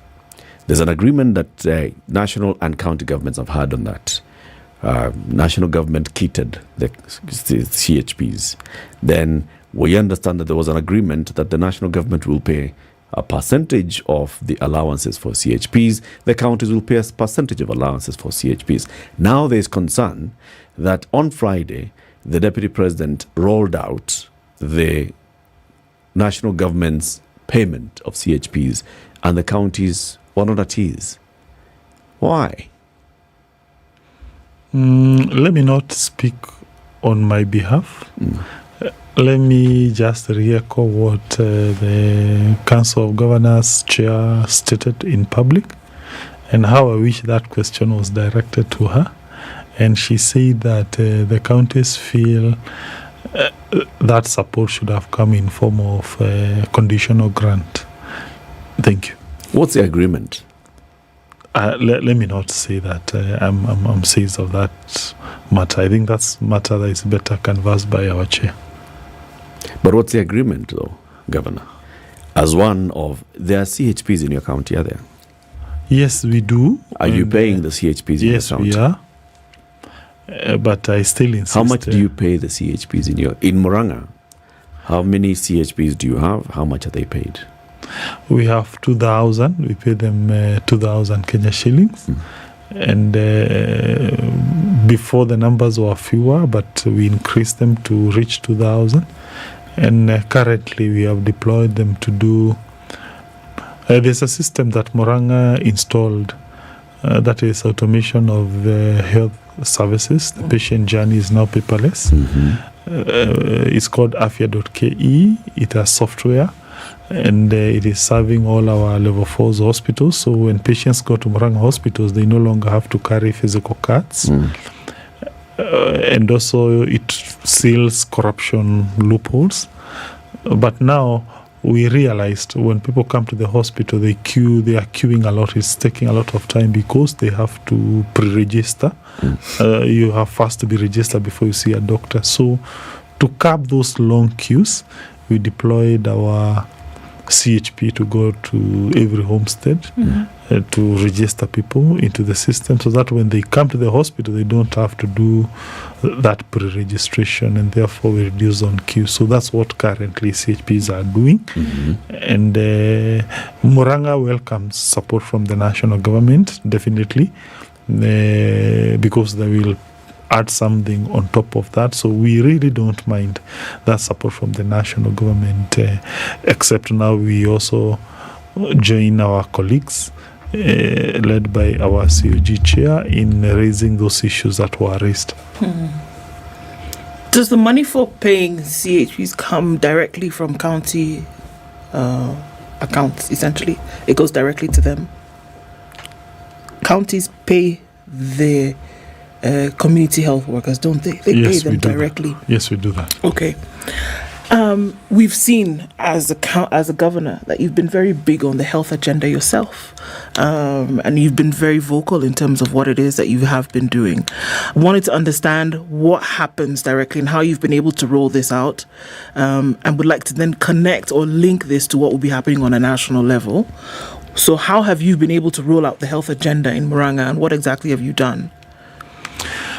Several interventions. The first one was to expand the physical infrastructure of our various health facilities. Reason being that we project there will be an increased number of patients seeking medical services, particularly if the national government now achieves its current shift agenda. Why? Currently, the people who have a medical card are about 27% of the national population. But once this shift comes into place, they target 85%, which is about, which is in line with what we call universal health standards internationally. So in such a situation, people will be flocking to the hospitals. And therefore, physical infrastructure has to be expanded. So allow me to mention some of the hospitals that we have expanded. That includes Kirwara in Gatanga. There was an incomplete building. We completed it. We added inpatient wards in Kandara, level 4 hospital, Maragua, Murang'a hospital. The construction is ongoing. Nyakianga in Madhioya. Kangema, we did some refurbishment. We are building a new hospital at Makenji along the main Keno Murang'a highway and Thika, plus other dispensaries in the rural area. And that's number one. Number two, we pivoted purchasing medicine from KEMSA. Previously, medicine was coming from private players. Number three intervention was we have started to hire more medics, particularly the nurses, and we also hired few doctors. We want now to hire more clinical officers. Of course, we are constrained by the budget. Number four is the introduction of Kangata Care, which is basically a partnership with NHIF, where we give free medical cards to the poor people of Murang'a, those who can't afford to pay NHIF. And we entered into an agreement where they get what we call enhanced benefits. We have the standard benefits, which they still enjoy of NHIF, that is inpatient, outpatient cover, and then what we call evacuation services, ambulance evacuation services. But these ones, now we added things like dental care, optical care, and last expense, meaning if you're a dependent under the scheme and you pass on, you are entitled to get 100,000 if you pass on or you are dependent passes on. The other thing we have done is to automate healthcare. You find that there's a software that was developed by the Ministry of Health in partnership with Murang'a County IT Department, which standardizes various hospital processes. So in our 8 hospitals, when you go to the hospitals, you don't have to carry a physical card. You just need to produce your ID, and then the entire journey will be paperless. That has several advantages. Number one, it seals loopholes, and therefore hospital what revenue loopholes? has. Money used to be paid in cash. But now you don't pay in cash. Secondly, you can trace a patient journey from A to Z. Thirdly, that record is permanent. It is in a software. So therefore, if you go, let's say, to Kenyatta, they can be able to retrieve your medical history more easily, and therefore you'll be treated in a more rational and empirical manner. Also, decision making is better. Why? Because at a click of a button, I'm able to know how many patients are in Murang'a, what brought them, what diseases took them there, which medicine did they request more, which medicine did they lack, so that when I'm requisitioning for more medicine, I'm able to know this is the main medicine which people usually seek in a certain hospital. The level of stock levels of my hospitals, all those interventions, they become a little bit more empirical. But of course there have been challenges. Let me also confirm that. I was about to say that everything looks so fantastic. No. There are several challenges. Number one. Challenge number one has been downtime. These things are internet based. Once in a blue moon, the system switch off. Then that has dire. And people are seeking health services at that point. Yes. And you imagine a doctor in a theater, and then the machines go off. So that becomes very tricky. And we have suffered, definitely. To mitigate that, we are engaging Ministry of Health to do what we call cloud hosting of those servers, so that you reduce downtime. And also maybe to engage better entities that do hosting services, but that we need permission from the Ministry of Health in Nairobi. Second problem has been, you have realized that the patient journey appears to have become a little bit longer. People are complaining that they take time to be treated. To mitigate that. And they're attributing that to the system. Well, yes and no. Yes and no. But somehow it appears that that problem has become a little bit more manifested after the automation. And therefore, from today, we give directions that we devolve the cash units to the various service points. We hope that will cure. Let's see how it pans out. That point has been you need a lot of people with IT skills to run the entire machinery. So you have to do a lot of training. You train your staff. You have to deploy IT technical staff to keep on repairing machines, to service them, to train people. So that it's also very costly. Like now, We have 157 medical facilities in Murang'a. We aim to automate all of them. So you have to buy laptops, computers. So quite expensive. The program that you rolled out, you said you rolled it out with the support from the Ministry of Health. So is this linked to the National Health Management Information System? Is what you said, the medical records of the people who are seeking healthcare in the health facilities in Murang'a, and you can, any of the 157 facilities or the ones that have already been interlinked, a health worker can see this. Is this data also being reposited with the National Health Information System? Yes, it is. However, there is what we call it's called what? Interoperationalization. Yes, interoperability, something to that. Yes. That is, the system needs to be opened and linked with some other systems for it to be effective 100%. For instance, the NHIF system. People who come with NHIF, they need to be linked to this system so that we are able to see them live and direct, as opposed to the current situation where you first check NHIF portal and then you check on this, what we call afya.ke. They need to be connected. They don't speak together. Yeah. The other one is on the KEMSA. KEMSA, they have a whole portal that is also independent of afya.ke. I think Ministry of Health will achieve its agenda the day it will ensure the several systems of various government entities, they speak together. Yeah. Like now, Murang'a is also implementing another national government agenda that is called Facilities Improvement Fund. There's even an act of parliament that was passed the other day. Yeah. Basically, it means hospitals can now expend money at source. Yep. Before, counties would collect money, send it to the center, to the counties. Counties send it literally to Nairobi. Then you start the process of requesting for that money to go back to the hospitals. That has been changed. But now, to manage that whole system, Murang'a developed an IT solution.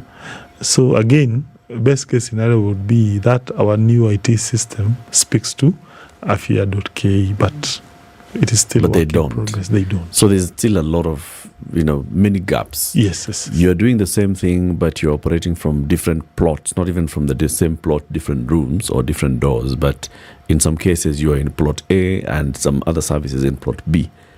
And you still have to find a way of shouting across the plots for each other to hear each other. Those challenges and those issues that you raise, there are many of them that clearly are geared towards making delivery of health services better for people. And this is a devolved function. At what point, what's the role of the Ministry of Health in all this? Apart from policy, what's the other role that the Ministry of Health plays in making your work easier?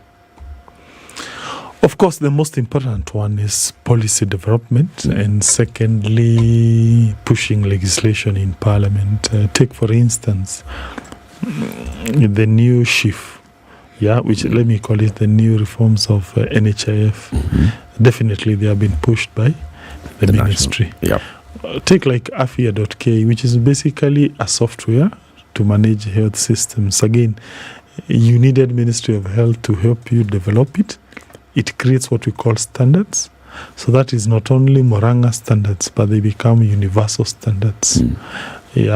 And thirdly, what we call hand-holding. So we need that collaboration. But it sounds like a lot of it is basically technical support, right? Policy formulation, harmonization, development of standards, and monitoring and ensuring that there is, proper enforcement of the standards. Why does the Ministry of Health have to be the one that is paying your workers?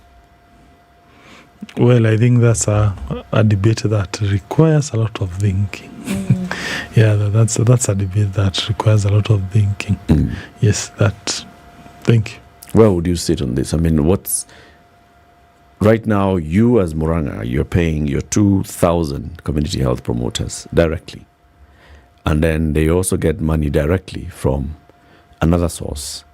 Does this augur well with you as their boss, or do they have two bosses? Well, as we speak right now. From a personal point of view, let me say, for me, I wouldn't really mind. Whoever pays, it's okay. Why? It's I'm happier. Personally, I'm happier.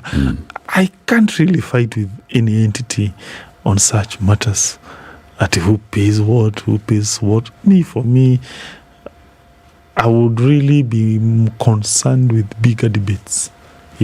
On how to solve people's problems. And if another person comes and say, hey, I want to help you, why not?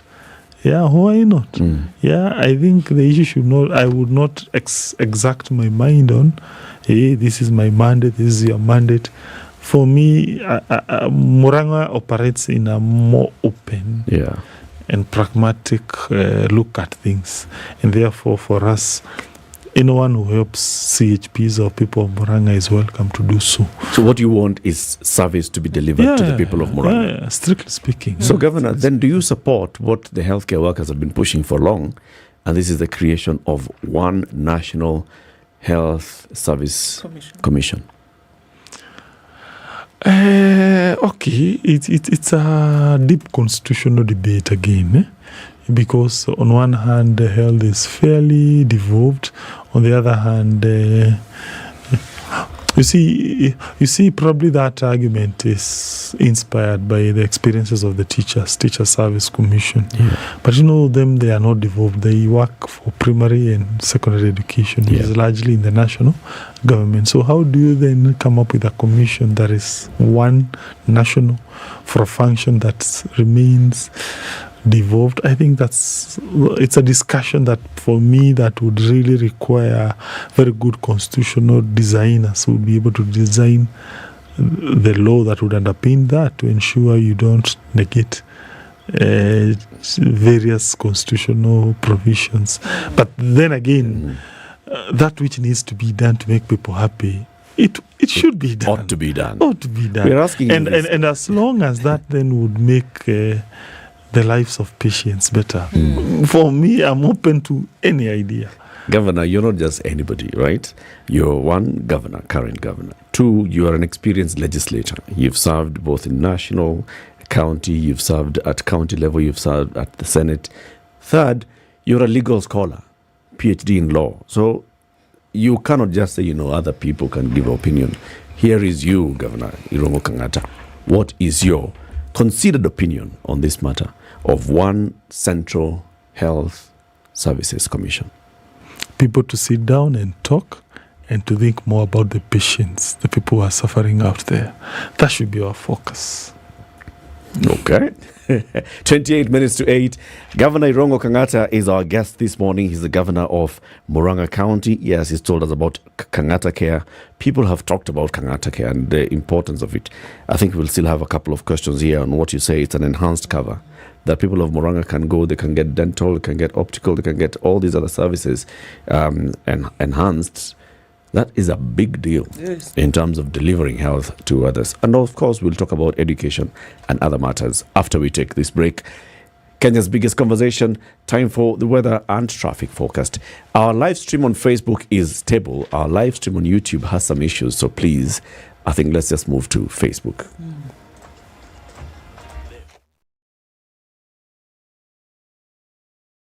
This is the Situation Room. The only way to start your day. The sun is day. up in Nairobi. We'll see highs of 29 and lows of 16.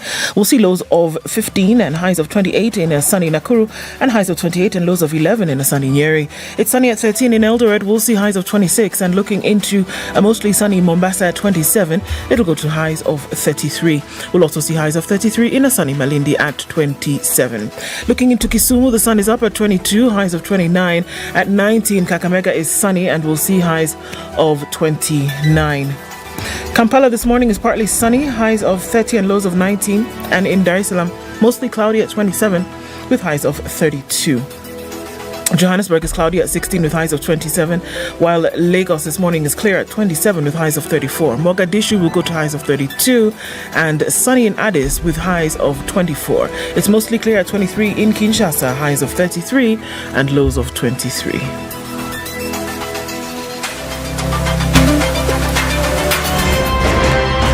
It's critical that people pay taxes. But then taxation has to have a limit. When you start overtaxing people beyond certain limit, then this is now we call robbery with violence.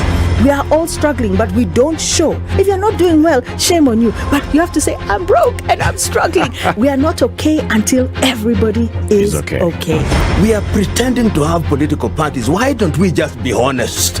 And we say, these are the Luyas, these are the Kambas, these are the Kikuyus, and we find ourselves in Kenya. You know, with politics and leadership, no matter what you do, there will always be a complaint. There will always be the assumption that you're either stealing or you're not doing things right. As a leader, don't fear. If you know you're doing the right thing, you've thought about it, you've got an expert advice, do it, then understand later. This country, we don't need prayers. Prayers is between you and God. Good governance and thinkers who care about the country and not their stomach. That's what we need. The Situation Room, Kenya's biggest conversation.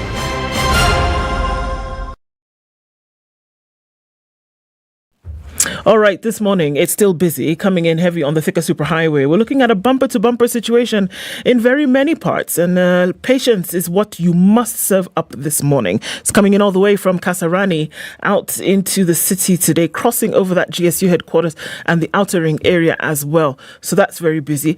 We're also seeing some movement on Kiamburo this morning, coming off of the northern bypass. Very busy this way getting through towards Wangari Maathai. Wangari Maathai has a bit of a spillover then towards Chiromo, and everybody is out and about and doing the business. Langata Road is busy. It's bumper to bumper all the way in from the junction at Magadi Road, and even before that at Blackwood. Very, very heavy traffic, guys. On Jogo Road, it's heavy and busy as well. Coming in on Kangunda Road, we're going to see some movement at some point, and this is after the hold-up. So, yeah, we're in traffic hour early today, but it's giving proper. Let's have an eye and see what happens in a short while. Talk to us in the meantime. SpiceFM KE on X, hashtag #TheSituationRoom.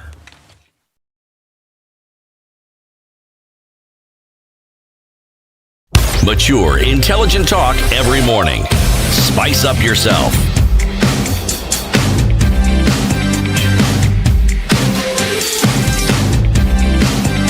Mornings done right. 94.4 Spice FM, Nairobi. 4 minutes with the Governor of Murang'a County, His Excellency Irungu Kang'ata.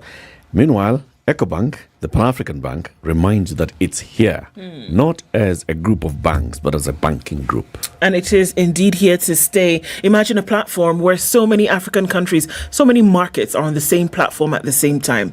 So you can move, but that doesn't mean your banking has to.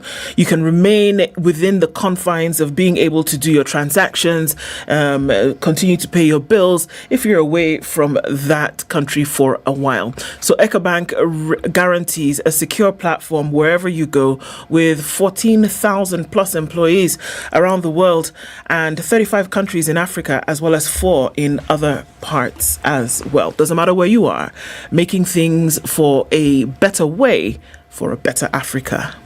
Indeed, indeed. Governor, we continue our conversation. Let's switch over to food security. It's a big issue across the country, and Murang'a is one of those that is, in many parts of Murang'a, are considered food secure. Is it true?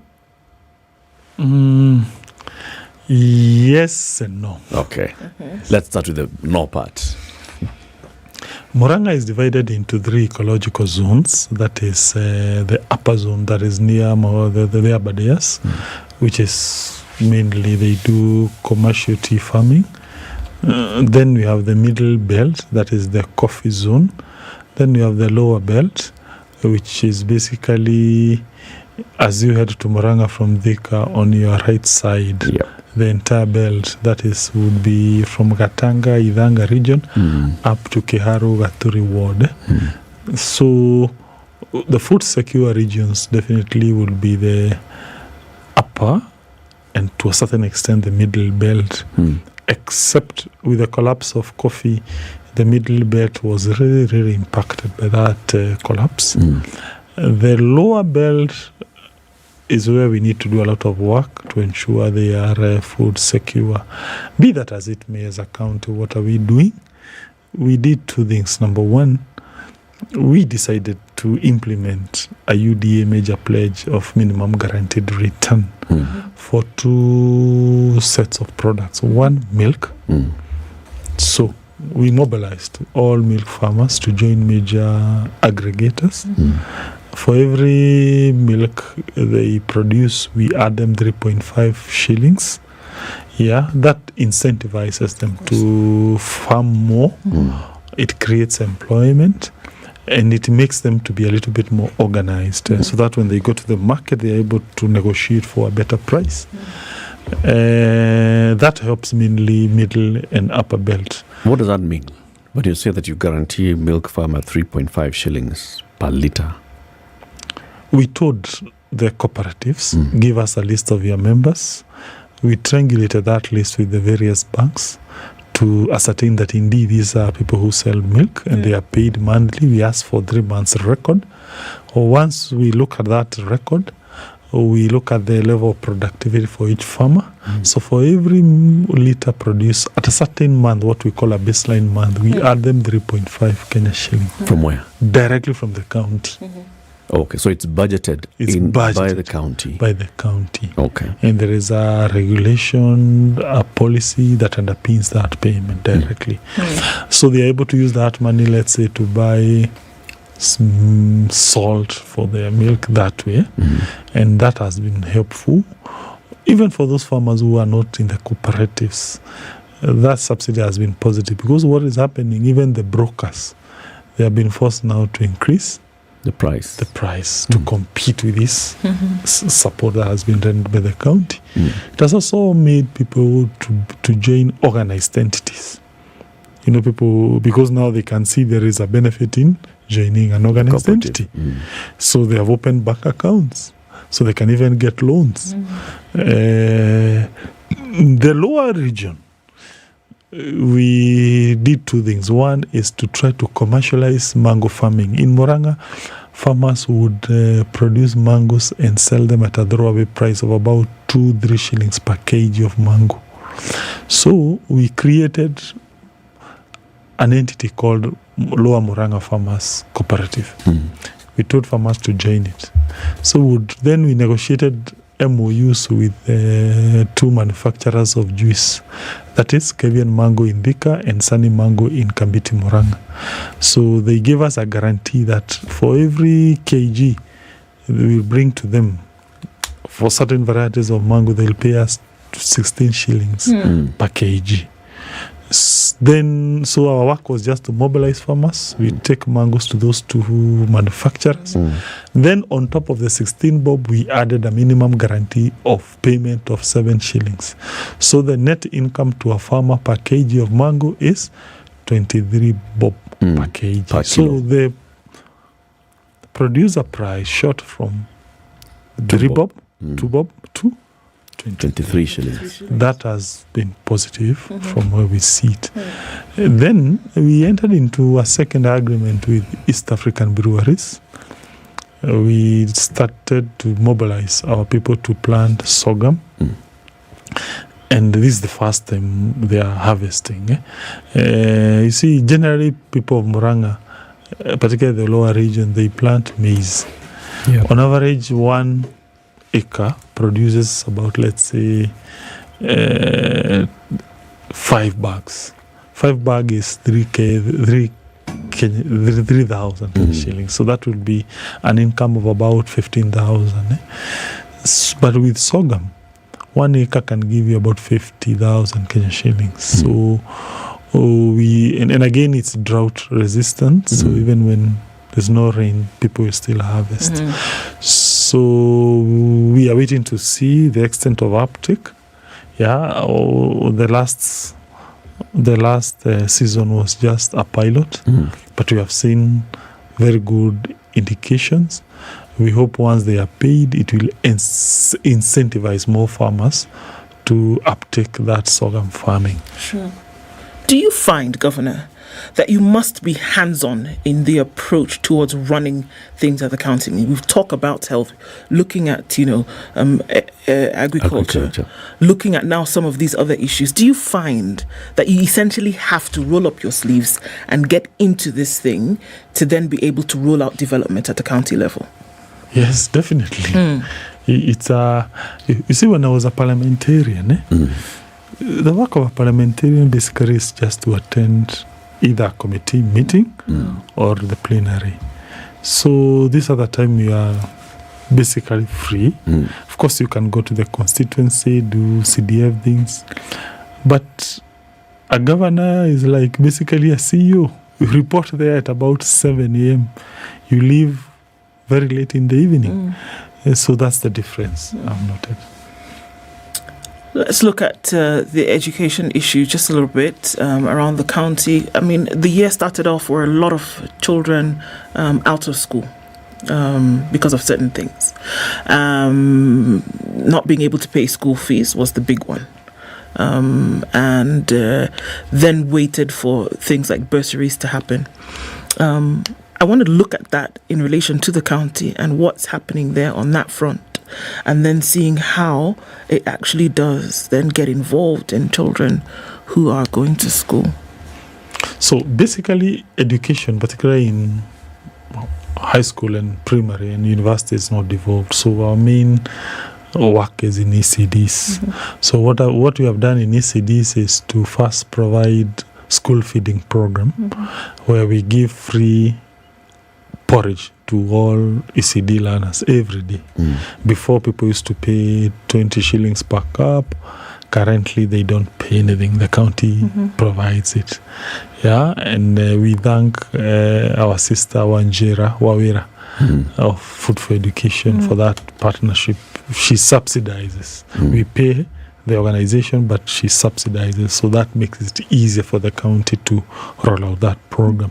So 42,000 ECD learners enjoy porridge every day. That has boosted learning, attendance, and also the diet of our children. Second intervention, we established a program called community-based projects, where we said number 1, 2, 3, 4, 5 in KCPE examination of last year. In every public primary school in Murang'a is entitled to get an automatic 15,000 Kenya shilling to help that child transit into Form 1. Why? Number 1, it's an objective measure. Yeah, as opposed to these other measures where you have to create a committee to vet people. Because those committees at times, they tend not to be very straightforward. Secondly, it motivates students to learn more. Yeah, because once you learn and you become top student, you'll get something. Thirdly, it's equitable. Because every primary school, which is practically in every Murang'a village, they will feel the import of that money. So, in total, that money was given out to, when you look at the 3,000 that got that top student bursary plus the ward one, almost 40,000 households were impacted by that bursary that we give to the people of Murang'a. Of course, we have another program called Nyota Yetu that was started by my predecessor. That we continue funding, although we experienced challenges funding it because of the way it was crafted. But we decided we won't scrap it. We are waiting for money to come from Nairobi to be able to pay for those students who are still in school. I hope the national government releases money. If you recall, the other day the president was in Murang'a, we raised that concern that for the last 2 months, we have not received anything from Nairobi. And you'd imagine you have to pay salaries, you have to pay all these bursaries, all these Kangata care, I don't know, Murang'a Youth Service, all those operations. It's the truth is at times it's very difficult because now you can't tell an employee to wait for 2 months. Yeah. And you have to pay.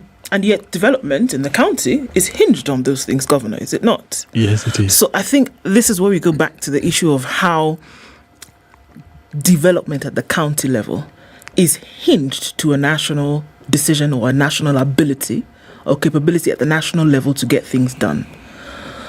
If there was a way, do you think it would be necessary to remove that responsibility from national government to make sure that from the get-go, look at the way that, kind of like how the federal system works, whereby you have there's own source revenue that must come from the units, but then there's also the share that comes directly from government in order for you to do your own things.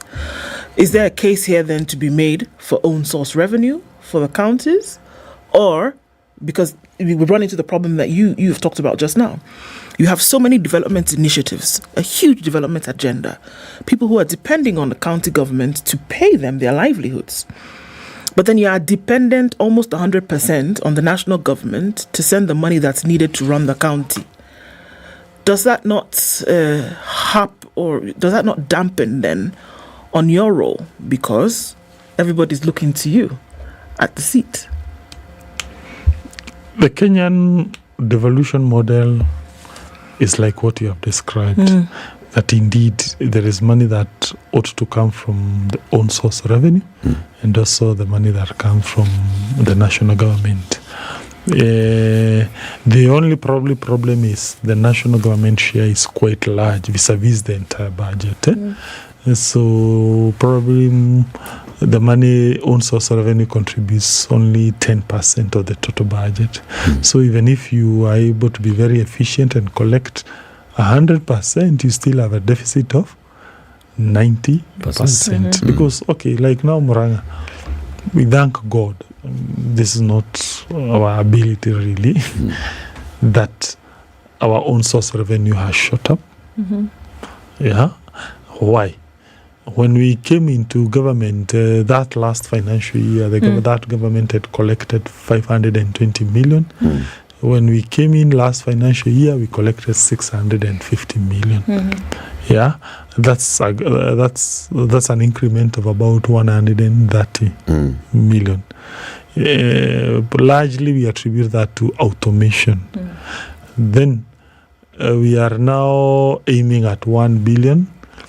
The half year that has just ended, that is 2023, July 1st, up to December 31st, 2023, our target was 300 million. We surpassed it to about 303 or 4 million, up from 175 million the same period that other year. So if we remain on the same trajectory, we will most likely hit 1 billion as originally set. And we thank people of Muranga, thank you so much. But notwithstanding that, we still really depend on Nairobi money. Why? Because you can see it's 90% of the entire budget. Secondly, the salary component is very large. Sure. Muranga receives on average per month about 600 million. Salaries is 350 million Kenya shilling. Salaries alone. So that takes you almost 55 or 60% of the entire equitable share. So what do you do when the money doesn't come in? Some of your colleagues have sat in this very seat and said, well, you know what, we've had to borrow, we've had to go get an overdraft, we've had to do 1, 2, 3 other things to be able to keep the thing going. And sometimes you're 2, 3, 4 months down the line not having received. So what do you do? What does Muranga do when this money doesn't come in? Number one, we decided to prioritize salaries, and therefore when money comes, the first thing we do is to give salaries the first priority. And also to try to build up reserves so that in a dry month we tap on those reserves. But of course, we also have a good partnership with financial institutions to ensure that they also support us whenever we have such kind of a crisis. So does it leave you in some financial issues? Because even as much as you prioritize the salaries, there are still these other development-related expenditures that you have committed yourself to. the minimum guaranteed return, the payment for health services, the payment for bursaries and education, these are monies that you also must commit. Or are you saying that you've been having delays, for example, in compensating farmers with a minimum guaranteed return?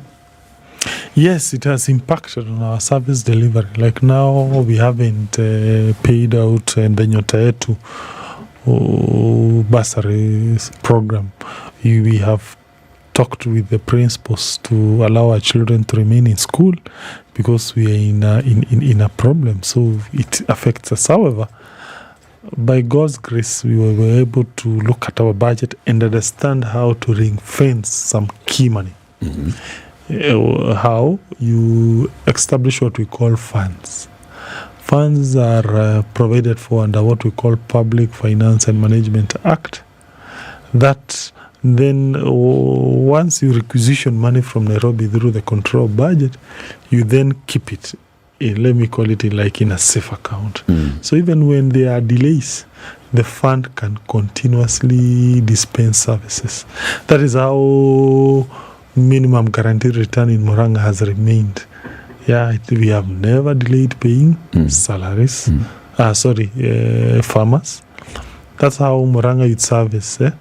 We have established a program where young jobless people, we give them work study opportunities. They come, they work, they do cleaning of towns. They get 400 shillings per day. 100 goes to the parent, 300 is by the young person. Then after a period, they go to a village polytechnic, they get a skill. Then we pay them an examination with NITA. They get a certificate. Then we give them 15,000 as a seed capital. So again, that program to avoid a situation where young people work and they are not paid, we in a sly manner we put it under a fund. So you will find young people are still working, they are being paid, notwithstanding exchequer delay. So the point is you have to be very innovative to be able to weather these storms and the programs to continue running. And also the people who give you supplies, and they have to really trust the government that they'll be paid. That they'll get paid. A good example would be like the community projects. Those people who are building those nurseries and refurbishing them. Last year we ensured everyone was paid before the new financial year came into place. So there was no pending bill. That way, you boost the confidence of contractors that will render their services because they know you prioritize their dues. So all those are some of the things you are forced as a governor to think a little bit outside the box to achieve what you intend to. There are those who are looking at a solution at a much higher level. For example, Senator Okoh Mtata and others have proposed, how about we separate the National Treasury from the national government's finance department, so that the person who sits as the Minister for Finance for the President is not the one who is responsible for the National Treasury. What do you say to that? Yeah, maybe it's a good idea. We need to keep exploring ideas, because maybe that would then mean once the money is collected nationally in form of taxes, the person making that decision is not beholden to the national government. Maybe. Good idea. Something to do. Yeah. Something to think of. Yeah, it's a good idea. It's helpful. Who knows? Okay. Yeah. So, Governor, as we conclude our conversation this morning, we thank you very much for coming and joining us. There are people who are wondering what's happening politically in Murang'a. Murang'a seems to be the hotbed of a new kind of political revival or revolt, so to speak. What do you say to that? Politics is politics, and people have the freedom and to say what they want. So, and there's nothing you can do about it. So, do you think Murang'a has been shortchanged? Kiambu has had a president, Nyeri has had a president, deputy president. Murang'a, no. Well, whereas I would definitely be very happy if God blesses Murang'a and produces a leader, I would look things from another angle and ask the people, when you're looking at a leader, the key is not where you come from. It's about what services can you offer to the people, what solutions can you provide to the people. Yeah, and your competencies, isn't it? Right. And particularly your ability to unify the society and the nation. Irongo Kangata, Governor Murang'a County, has been our guest. 8 a.m. Time for the news. President William Ruto has vowed to use his new position in the African Union to fight for reforms in the provision of loans to African countries. Speaking a day after being appointed to lead reforms and strategies at the AU, Ruto has reiterated that he will further the discussion that began to urge countries and credit institutions to provide the opportunity for debt relief, extend the time to pay debt, and reduce the interest charged on loans given to developing countries. We have put very clear proposals on the table about tenure of debt, grace period for any debt, and even including debt pause clauses in agreements that will give countries opportunity to manage their challenges of climate vagaries, whether it is drought, whether it is floods, and be able to still manage their debt situations. The head of state also said that he will continue to fight for more funding in projects that are aimed at addressing climate change. We today are very proud that Africa is no longer the continent that was viewed just as a mere victim of climate change. That today we are repositioning Africa as the continent that has the largest potential of renewable energy, and that we can use this potential, transform it into opportunity. The house being built for the family of Kevin Kiptum will be completed Thursday this week and handed over to the family on the same day. In addition, Kiptum is expected to be buried at his home in Cherunya, Lotonyok, Ainabkoi, Uasin Gishu County, the area where the government has built the house. It is reported that the funeral ceremony will be held at his parents' home in Chepsamuel, Geyo Marakwet, before the body is buried in Cherunya.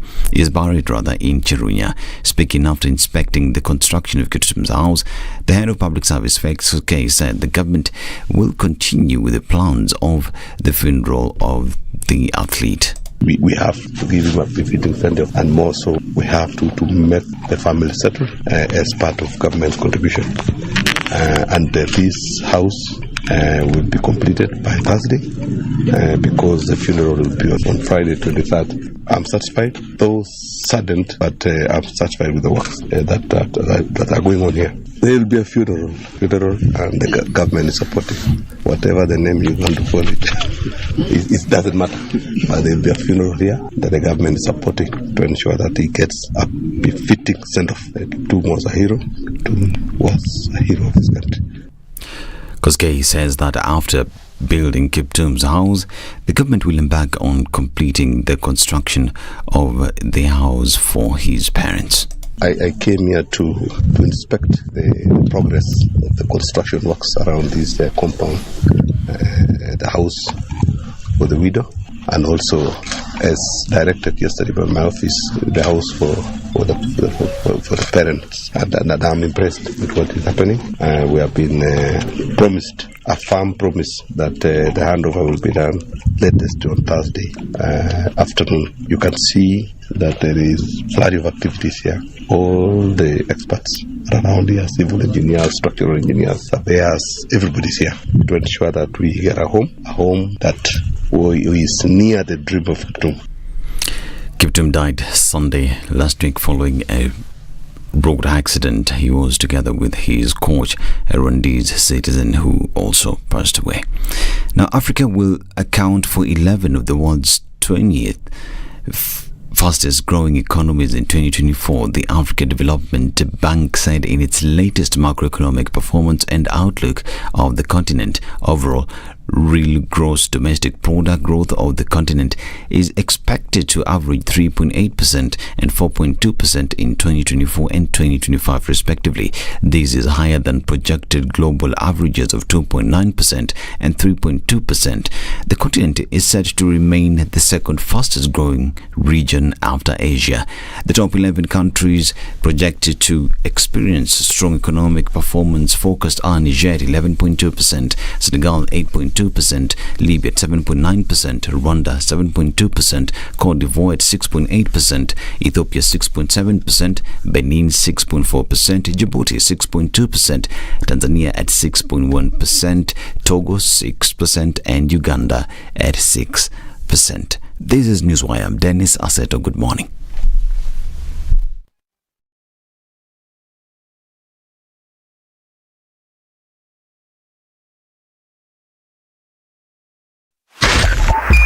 .5 Spice FM, Kisumu. Okay, traffic is doing the business this morning, quite seriously so. As you're coming off Thika Superhighway, that still continues to be a thing today, all the way through towards the junction. You get to Ngara and then it's going to pack up for you again. As you get to the Globe Cinema overpass, that still continues as you try to get into what's Kenyaga Road, Moi Avenue, all this fun stuff, right? So it's busy getting into the CBD. Also busy still coming off of Kiambu Road, bumper to bumper action. We're looking at a number of lanes then. The Northern Bypass not doing too bad as you get then into Ridgeways. As you're going out through towards Runda, you'll be fine. Coming in from Kitisuru through towards Muthaiga and then onto Limuru Road, it also continues to be pretty busy. Waiakiwe also doing the business this morning. And we're also looking at Jago Road busy. Gong Road has been busy all morning, as has Langata Road. So Raila Odinga Way is taking away some of that movement, but we're still bumper to bumper in many parts. Magadi Road busy. Coming off of the junction, also very, very busy this morning. Let's see what happens as we get closer to the end of traffic hour. In the meantime, how about we talk? Let us know what's going on where you are. SpiceFM KE on X, hashtag #TheSituationRoom.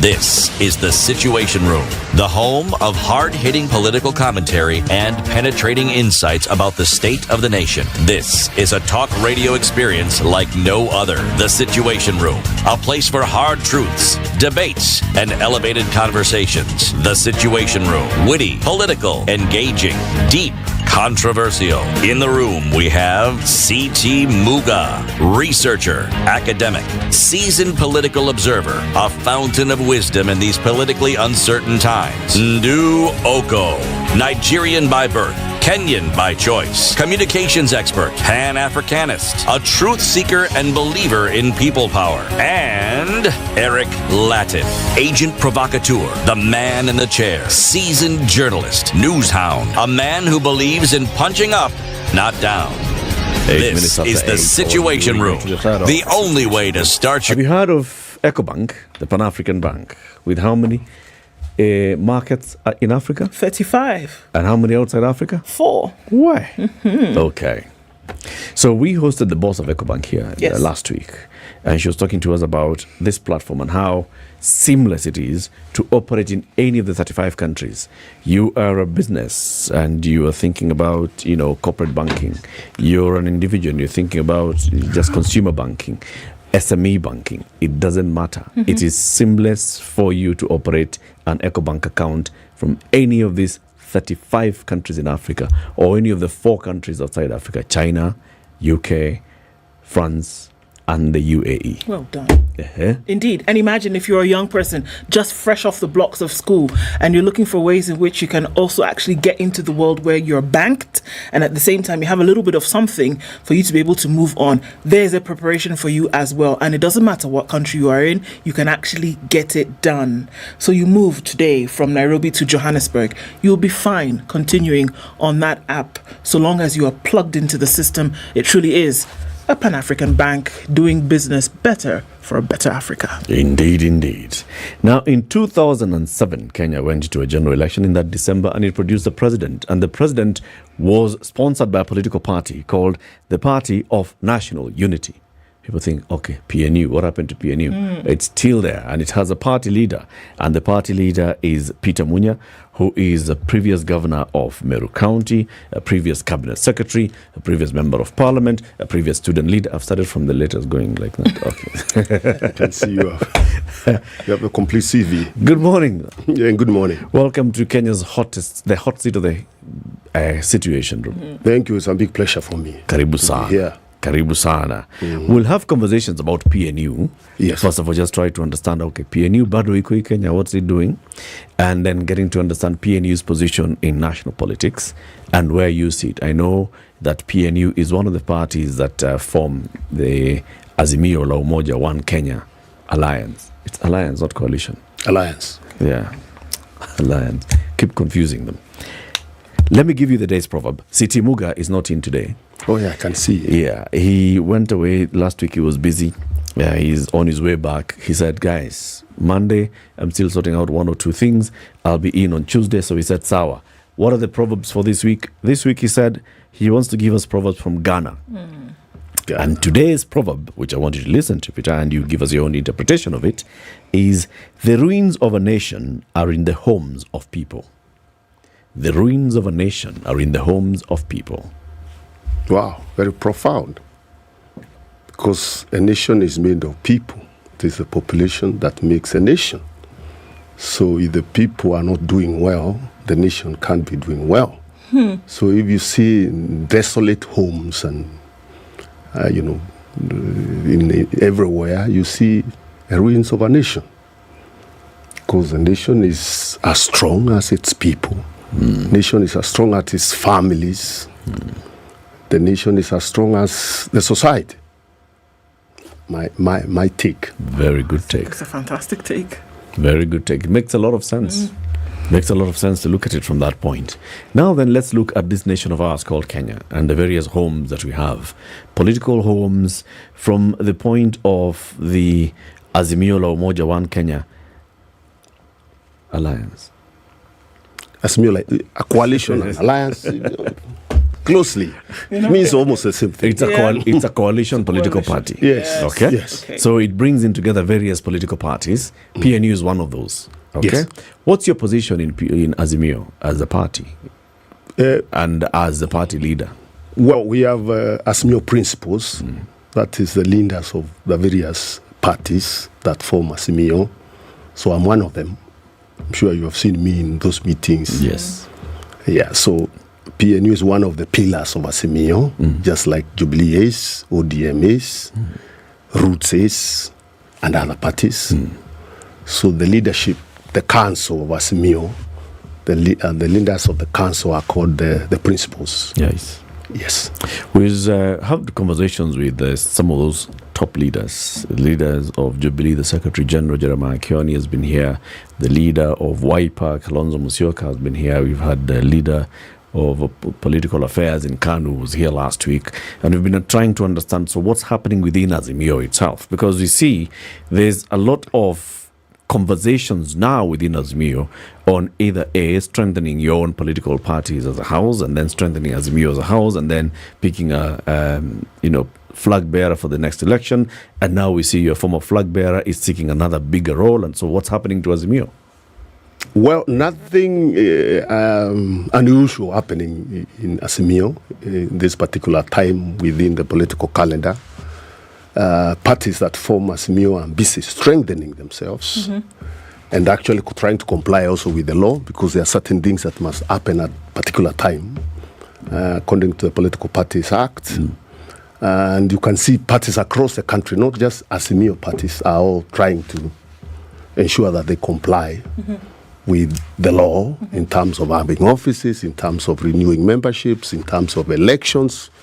So that is what is happening. And our position as Azimio is that the stronger political parties we have within the alliance, the stronger the alliance, or the stronger the coalition. So there is no contradiction in terms of strengthening parties that form the coalition, because if they are very strong, then you have a very strong coalition. And obviously, when you have siblings, there will always be some misunderstanding here and there. And The most important thing is the ability to be able to still focus on the bigger picture, stay together. But in politics, you can't prevent internal competition. You stiff for it, then you are trying towards moving towards now the direction we see some coalitions moving. Sure. Yes. Having taken to that realization that by virtue of the fact that a coalition is made up of political parties who all have leaders who at some point are going to want to be in top running. So let's park that for a minute. And there's also the issue of roadmap towards 2027, which just a couple of days ago, you all launched and said, this is where we are going. Again, hold that. Why then, taking these things into consideration, every political party's need to then be seen, be heard, to be doing, as well as looking towards a new election, why is it necessary then to have a strong coalition if every political party is going to go ahead and do what they want to do anyway? Why have a strong coalition? Yeah. Because ultimately you want to take over the leadership of the country. And if you realize that the individual party may not manage, depending, of course, on the political landscape, you may want to still continue being a coalition so that you have a better, bite at the cherry when the time comes. So there's strength in numbers. Strength in numbers. Strength in numbers. Holding each other together. No, absolutely. Okay. You may want to, create a mass party if you can, but sometimes you observe a political situation in a country and the pluralism, and you say it's better when you coalesce around each other. And then you are able to build a bigger movement. But with the, internal democracy, with the different shades of opinion and positions, you see how you can work together and agree, then you are able to fight when you are strong. Indeed. How does that affect then what a choice would be for the top job of the country?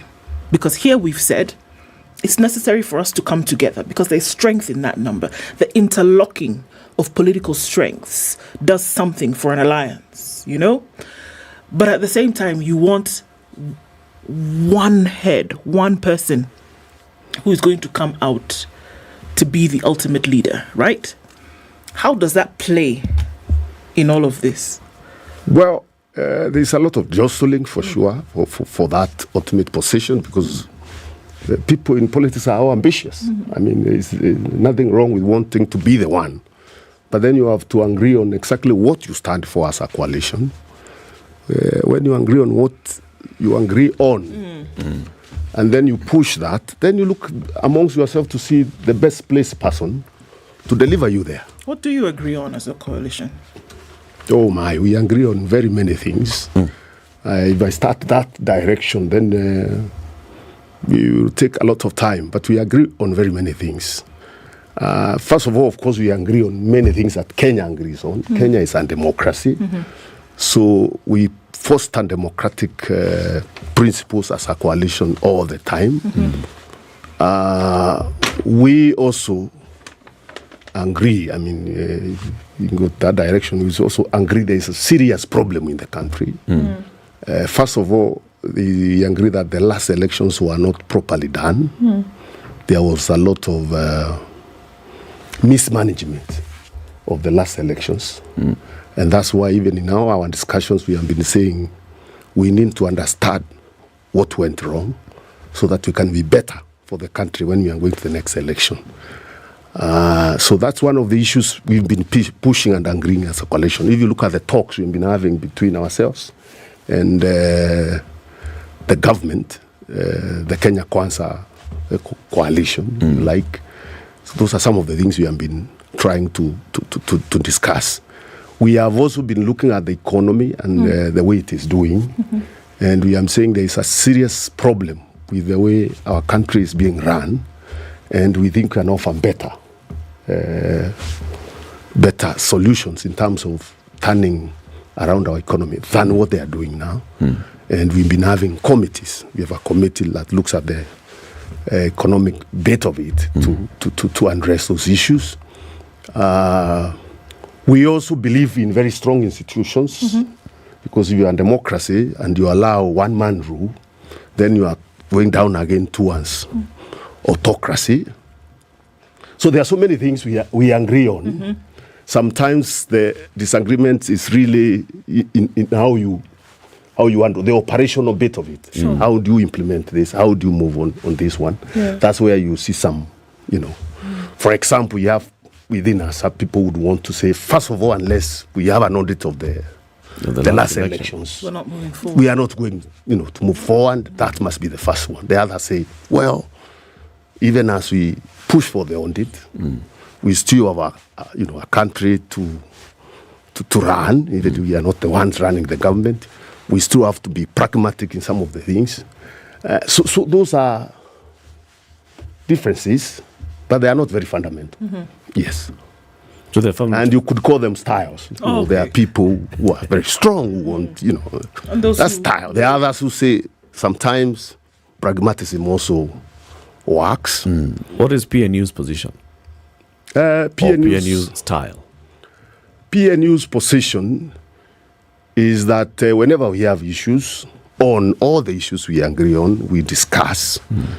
And once we take a position, as a group, because we are also a coalition that runs as a democracy. Yeah. Once we take, even if we don't agree, once we have agreed, all of us, that this is where we want to go, then we go. For instance, we under this report that was produced by a committee. That we had very varied positions. There are certain expectations that we thought we would be met, but were not met. We discussed. We said, okay, we can accept this, and we said this is work in progress. But there are certain fundamental things that we would have been happier if they were handled better. For example, the issue of cost of living was one key issue. We said, deal breaker for us with this government. But we sat down as a coalition, discussed and said, well, they are in charge of government. So we can only offer ideas, tell them this is what we would want to do, but we won't run the government for them. So if they are feeling running the government, they take that responsibility because they are government, irrespective of how they took over government. Right. Yeah. So we said, even though we've not agreed on that issue, we continue pushing to see how to address it moving forward. The other issues. Even as we agree or take on some of the issues. Okay. Yes. Do you think it affects or it impacts, for example, the Azimio Council, which comprises, like you said, the party leaders, when some of you emerge from that, even after having this conversation, and still adamant that this is not the right report? I'm talking about, for example, the DAPK party leader, Eugene Wamalwa, who was in that committee, who to date, we interviewed him a couple of weeks ago here, and he still insists that the issue of the cost of living was not addressed, and as far as DAPK is concerned, deal breaker. Even after you had a conversation at the Azimio Council, as principals of Azimio. I wouldn't want to take a position on that because I have not heard him say that. I think he's one of those who sat in there.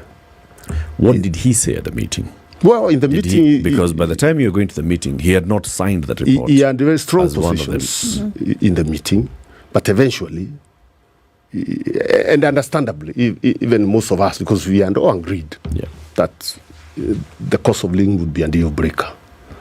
But eventually we sat down and agreed, what are the gains in this whole discussion?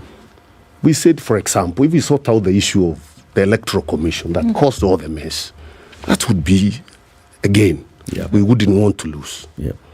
Because at the end of the day, it's not that we will do these things alone. They are in power. We are in opposition. We want to make progress towards improving on the situation. And therefore, we said, this report, poor as it may be, there are some gains that we would want to guard, even now, as we use other means, because it doesn't have to be an agreement. We continue pushing this government to deliver on its promises, to deliver on the cost of living because the people are hurting. Yeah. So we said we can use other strategies even as we move forward to implement this. So I understand Eugene was quite unhappy. We were all very unhappy. But after the discussions, we agreed. Now, I wouldn't want to say what the position of his party is. The position of PNU is that once we have agreed as a coalition, then we really should... You stick to that agreement. We should move. We shouldn't go out there and start saying different things from what we agreed, because you are part of the coalition. Okay. So you sit there, Party Linda. There's no way you can go and say now you have a position of another. Your party has a different position. It took a few months. I don't think, but It took a few Omano months. is one of the most reasonable, progressive members of our party, of our coalition. Okay. It did take a few months to get to the position where we are currently today. And there are many things that, just by your own admission now, that folks said, okay, well, all right, so maybe we'll not push so hard on that. We'll accept that. We'll say, let's accept it as a coalition. There were things that were... We disagree. It's not like we said we would push. Well, come on. There were things, according to you, that you said there were definite deal breakers. But today we are seeing that this is now waiting for Parliament to discuss. There are things, a deal breaker means that if it doesn't happen, we are not on the table. But somehow those things are in the report and we are waiting for them to be deliberated on. So the question then becomes, did we have Kenya's sitting audience for something which seemed very vehemently opposed in the beginning, in the name of Mandamano, for example, and then at the end of the day we're saying, well, okay, well, we had a conversation about it and everything now is Pragmatism. okay. Pragmatism. We're no longer demanding or insisting, we are urging politely. Kenyans would be looking on and say, well, there's such a hard stance that was taken at the beginning of all of this. There were words like deal breaker and irreducible minimums that were being used. And today we're talking about pragmatic and, okay, let's discuss. For 6 months. And that's what we arrived at. I think it's the understanding that is different. You see two people negotiating.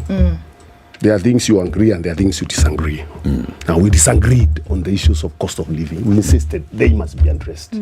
They said, it's not your business, it's government to address.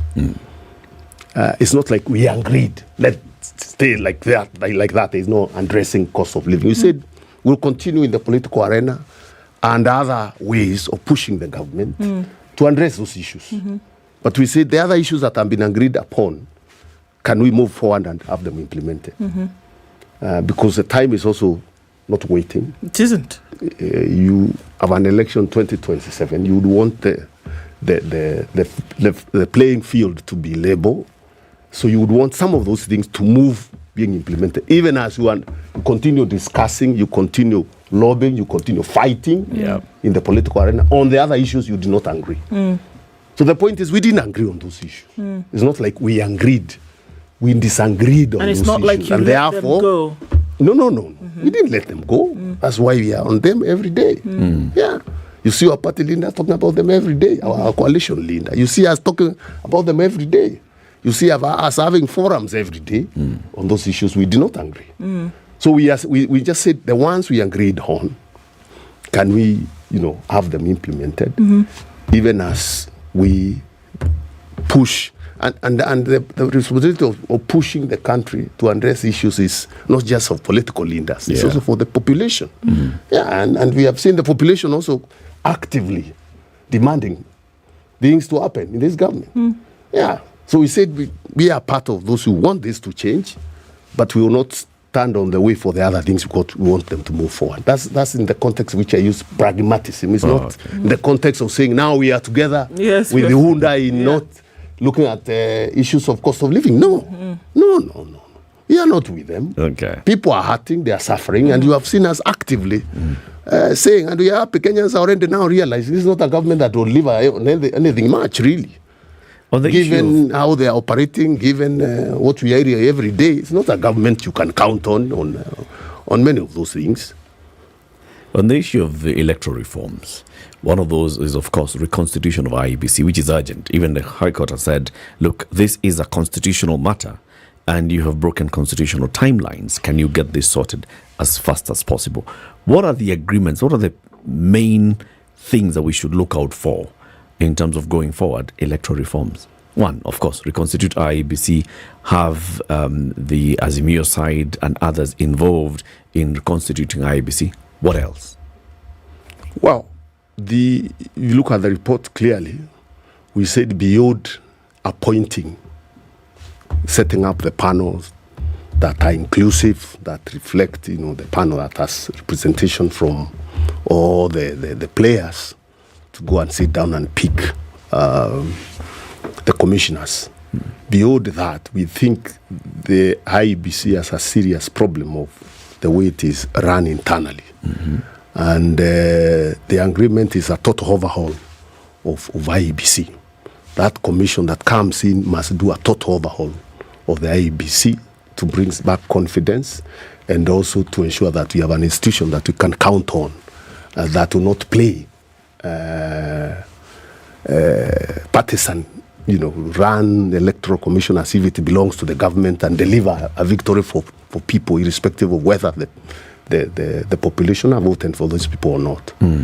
So this is really the starting point in terms of getting the top leadership and then overhauling the bureaucracy, which also is also so the secretariat of the IEBC to be overhauled. Yes.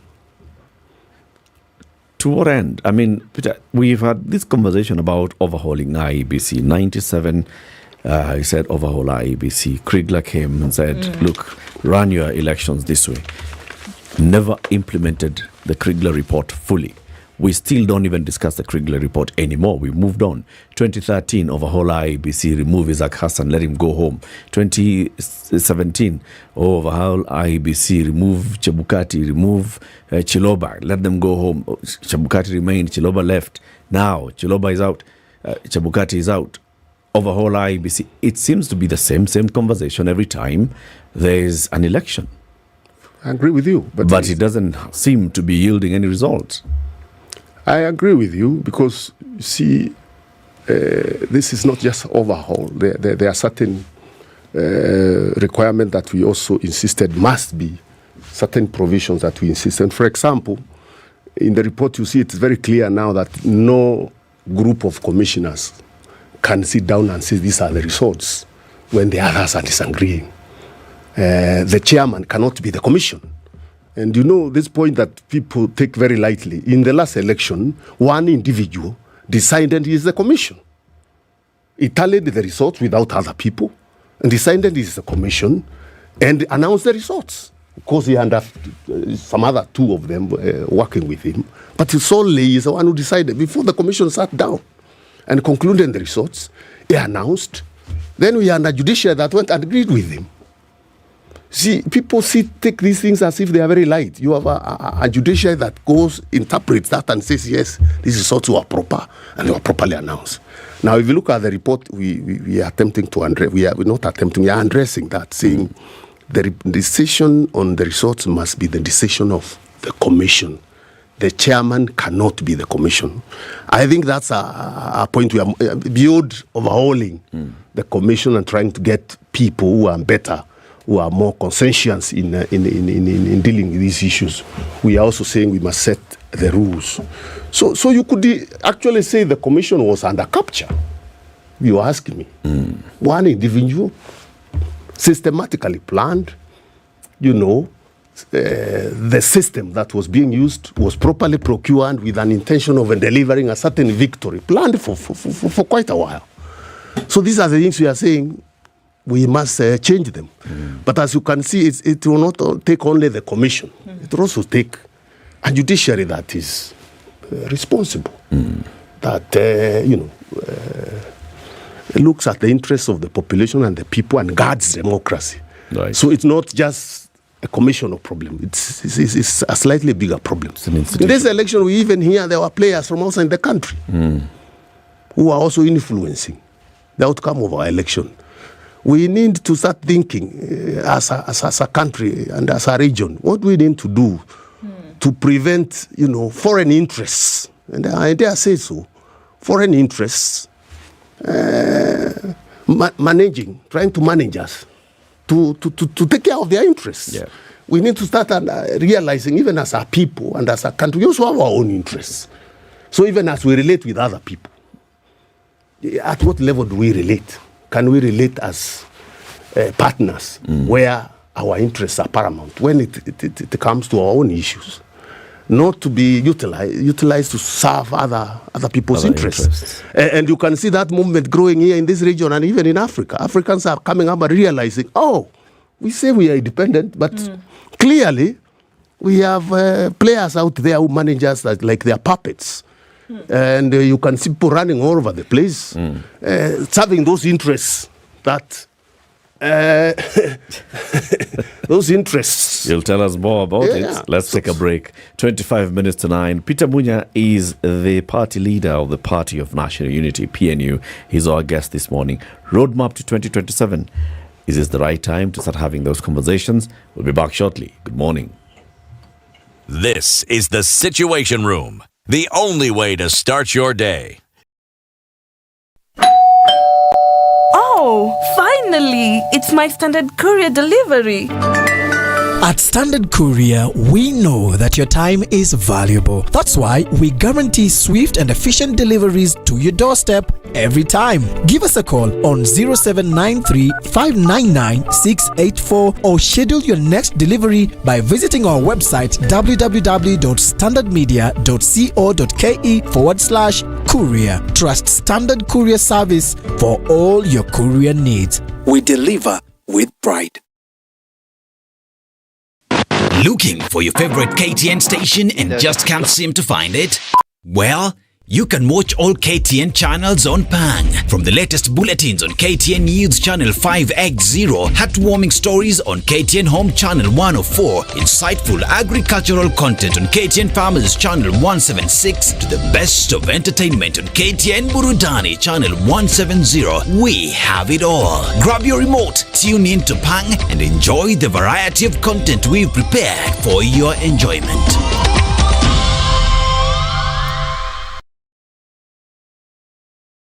Are you ready? The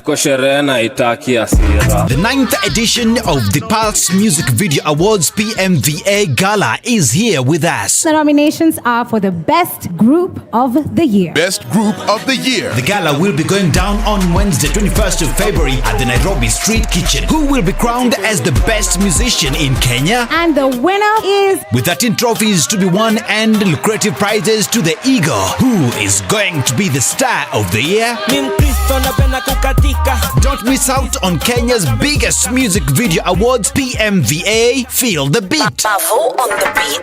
Follow the action live on KTN Home on Wednesday, 21st February from 8 p.m. PMVA Gala Awards, powered by Infinix.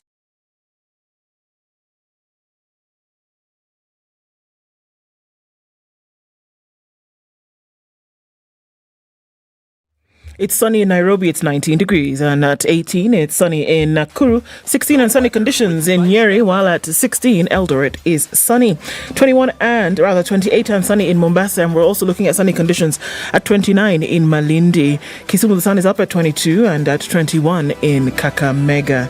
Kampala is partly sunny at 21 with mostly cloudy conditions at 28 in Dar es Salaam, while Johannesburg is sunny at 18. Mogadishu is sunny at 29. It's a sunny morning at 18 in Addis Ababa, while in Lagos at 27 it's clear and partly sunny at 24 in Kinshasa.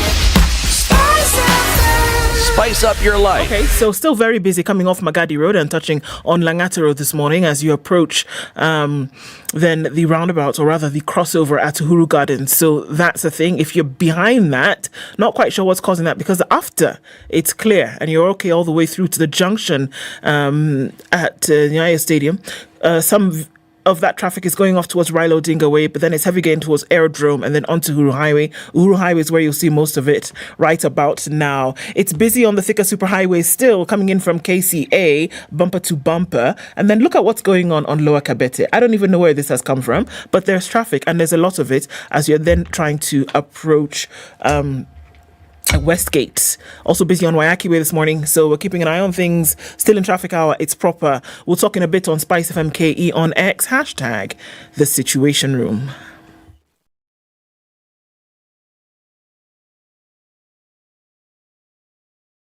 Mature, intelligent talk every morning. Spice up yourself.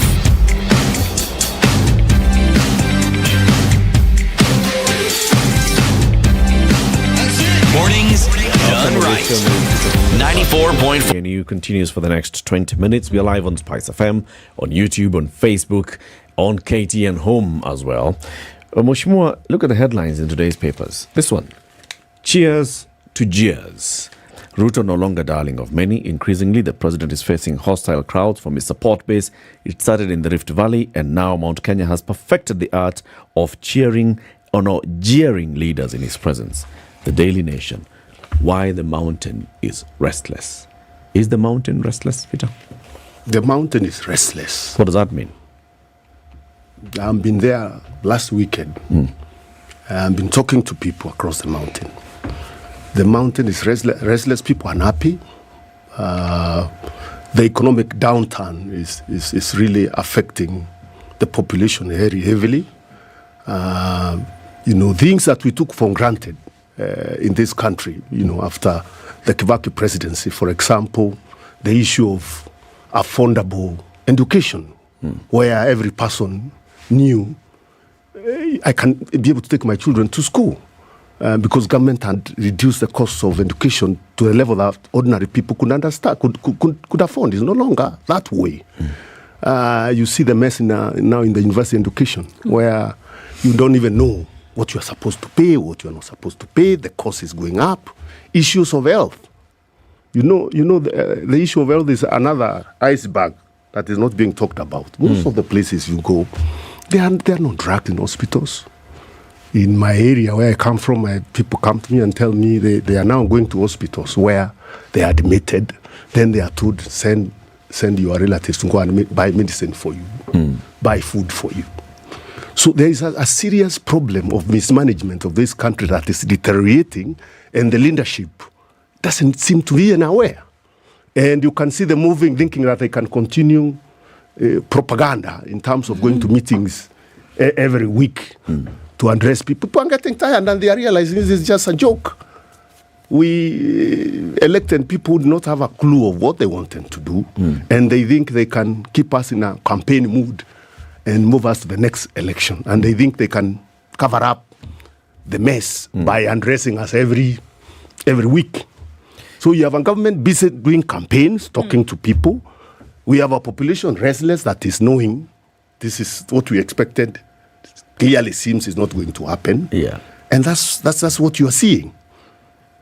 People generally are respectful. If a president is traveling in an area, they are not likely to boo him because we are people who respect authority. But if you see the people with you being booed and you are telling people stop and they don't stop, ask yourself whether it's just those people or there is a bigger problem. What's behind all of this? What's behind what you would call the mismanagement? Is there, you've been a leader at county level and you've been a leader at national level. Really, what's the reality? Because you can sit back and unlike the rest of us who just look at things and see what the president says and what we are seeing on the ground, you understand the thinking and the working behind a government to make things work. What is it that is making things not work?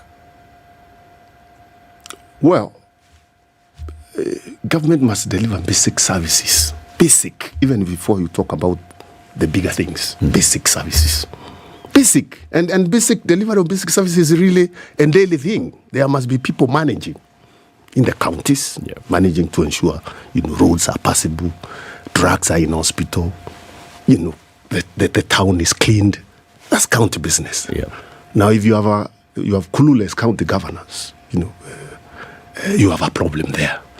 The national governments must also ensure those basic, where it comes in, even where it doesn't come in, it should be able to advise, because that's why it has an infrastructure all the way to the village. That's why it has a chief, it has a county commissioner.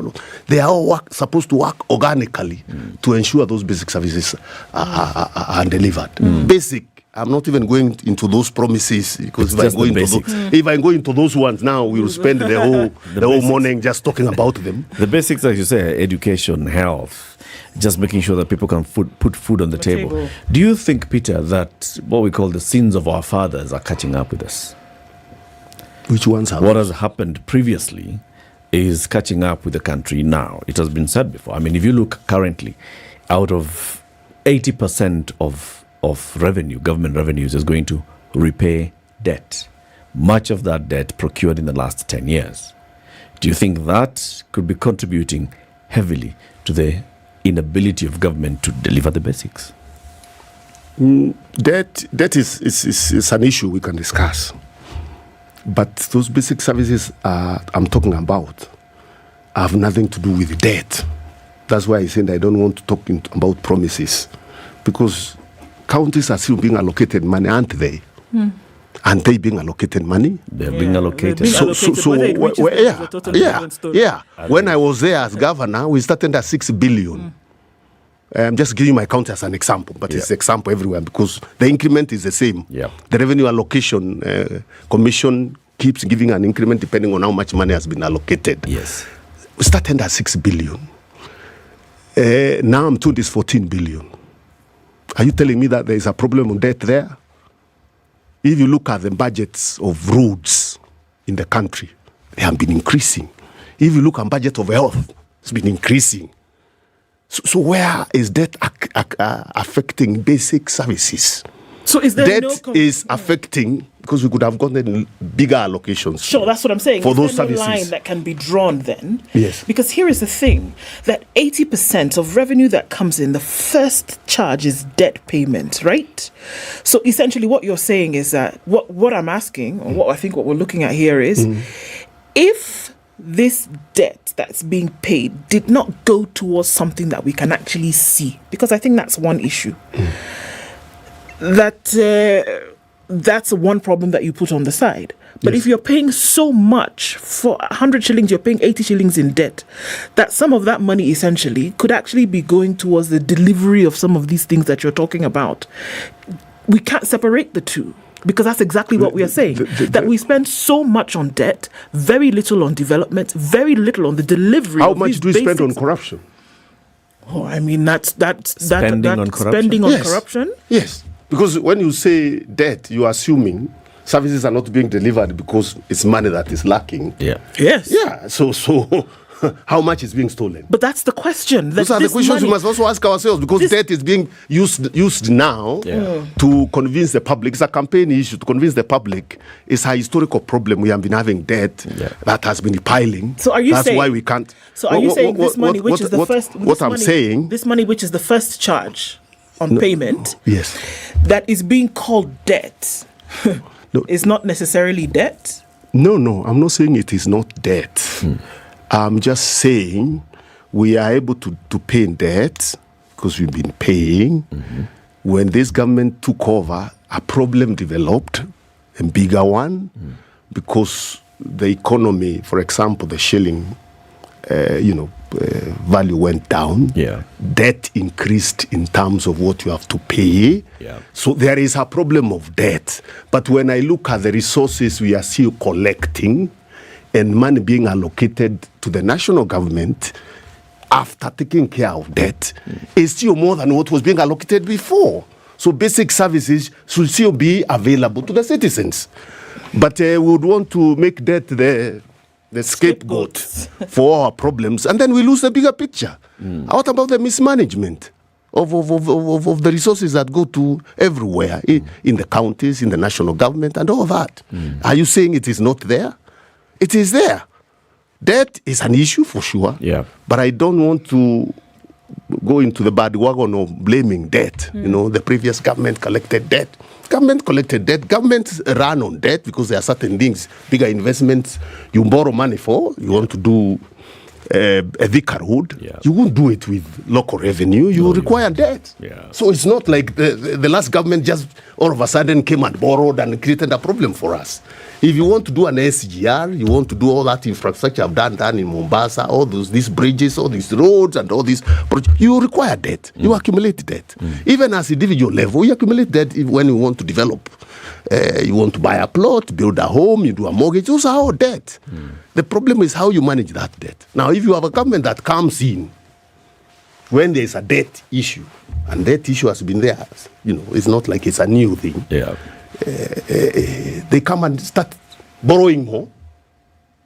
They come and start spending more. They double budgets, recurrent budgets. Are you telling me that's debt? If you double debt, you double recurrent expenditure for certain big offices. You double travel for yourself because you are traveling every day, everywhere. Recurrent expenditure is eating into money that could have provided basic services. Are you telling me it's debt problem? So it's fiscal mismanagement. Fiscal mismanagement. That's bottom line what you're saying. Absolutely. If this government came in and said, okay, we have a challenge of debt. The previous government and the previous one have done heavy investment in infrastructure. Can we reduce recurrent expenditure? You know, by this much. And I saw them talking like that. I thought they would do it. 300 billion. But they didn't do it. They never did it. Actually, they increased. Can we do this? Slow down on major huge investments. Improve our revenue situation, and then later now reinvest in those developments. We would not have been in this problem we are in. So people must take responsibility for what they are doing. They can't keep talking about yesterday debt. When what you have borrowed in 6 months is mind-boggling. There's another issue that's cropping up now. You've been a former chair of the Council of Governors. And now the Council of Governors seems not to be very happy with the national government in terms of their relationship. Number one, there's delayed disbursement. Not new. Even when you were in the national government, you people are holding money and not sending it to the counties. But there's also now the issue of projects that are clearly devolved functions being undertaken by the national government and not in the form of conditional grants going to county government, but as being expensed at national government level. What do you say to this? I mean, did you have such conversations and backs and forth when you were sitting in the Council of Governors? If you remember, we had very serious disagreements with the national government. And the reason is that at that time, we were actually at the formative stage of ensuring devolution works. And we decided as governors then, and the Council of Governors, that if we don't become very firm, devolution will not be implemented, and we will have a stillborn. Because clearly government was bent on making sure that devolution is weak. And that's why we fought very hard. Sometimes in the courts, we did a lot of cases, people don't remember. Whenever there was a bill done, we would sit down. At the beginning, I was the chairman of the legal committee. I would go through the bills myself to ensure that they comply with the devolution. And then, of course, the usual fight over budget, which is normal. National government want more money. Counties also want money. And we would eventually disagree. And sometimes disagree to agree. But we eventually continued getting some allocations that would serve the county. Now, the trouble we have now is we have a Council of Governors that works with the current government. You can't tell the difference. What do you mean? Between the Council of Governors and the national government. How? They're one and the same. How? Well, we've heard vehemence coming from the chair of the COG talking about the fact that, how are they supposed to continue with development? All of a sudden. How are they supposed to continue with development when they don't get the allocation coming from the National Treasury? Have we not heard that? How would that appear as though they're essentially in bed together? Well, if you've been working together throughout and people can't tell the difference between a council and the national government, all of a sudden you say there is a problem, who is going to listen to you? It's not all of a sudden, Governor, to be fair. The Council of Governors has variously raised issues with delayed disbursement. The Council of Governors has also raised issue with the rollout of programs. For example, the integrated industrial parks. What are they called? KIPES. Yep. What are those? County Aggregation and Industrial Parks. Programs spearheaded by the national government. Spearheaded by the national government. The Council of Governors has been raising issues about how the relationships happen between the national and county governments. Even in the rollout of UHC, which is now the latest bone of contention with the direct payment of the national government for the community health promoters. So it's not really a new thing. Be fair. Maybe because I had taken a bit of a break. Or maybe because they haven't gone to court. Maybe I haven't handled them loudly. But I think there are issues. They have been very feeble in the way they have been pushing their issues. I think if I say that, I'll be fair to them. They have been very feeble. They raise, if nothing happens, they move on, keep quiet. They don't realize that they are a level of government independent from the other level. From the other level. So they are supposed to push their agenda, even as the national pushes theirs. And then they have to come to a compromise.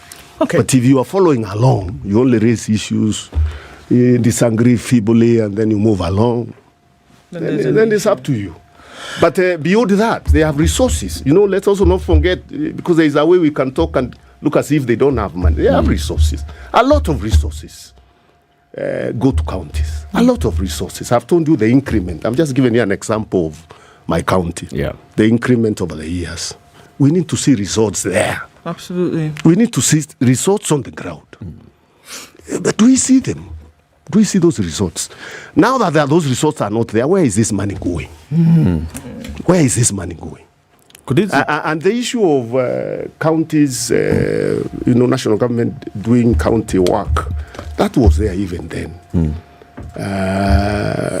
Usually, as you pointed out, the best model would be where you give counties money as conditional grants. Then you demand accountability from counties. And conditional grants is especially agreeing on exactly what they spend money for, and then you do oversight, and you can have joint committees and all that. Let's look a little bit towards 2027, because like we said last week, you unveiled this roadmap going towards the next, because now, 3 years shy of another election, and a lot has been said. A lot of the conversations that are being had today inevitably point towards desires for political positions in 2027. We can't run away from that reality. Usually the assumption is, from what we've seen in the last 5 years, rather than the last 5 elections, that with a body like Azimio, Raila Odinga will be put as the front runner for an election.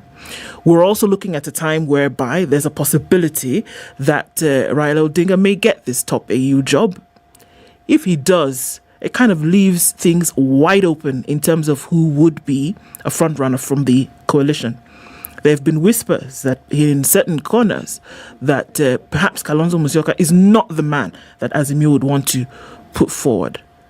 So what happens there with all of this? What's the desire for the political atmosphere moving towards 2027? Yeah, well, there are those new developments. Our Linda is garnering for a big job in the continent, which we think is good, because it's an important job. It can also help Kenya. Raila has been pushing for infrastructure, especially continental infrastructure development that would open up the continent, for the continent to grow. Remember, one of the big problems in Africa is connectivity. That's why we do very little trade between ourselves. So having somebody who understands that at the continental level, the caliber of Raila Odinga, experienced, known across across Africa, and would bring a lot of strength in terms of improving the work of that organization. And as you say, that brings also the issue now: what happens next? Nothing prevents Raila Odinga coming from AU and running for president of Kenya. It's not like he's been given a technical knockout by going to get a job and continue serving us at the continental level. So I don't want to rule him out. But politics being what it is, 3 years away from that period, it's very difficult to really predict. Given maybe he decides to continue with that job because 4 years job renewal. I don't think we are shortage of people who can fill his shoes if we come to that. I'm not saying we have come to that. So Azimio will not be orphaned. No, should Raila take up the AU position? We have a lot of talent within Azimio. One of them being Peter Munya. For sure. Okay.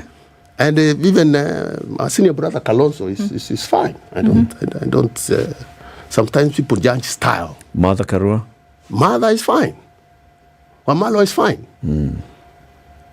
Azimio as people. I mean, looking at the other side. Look at the other side. Look at the other side and compare.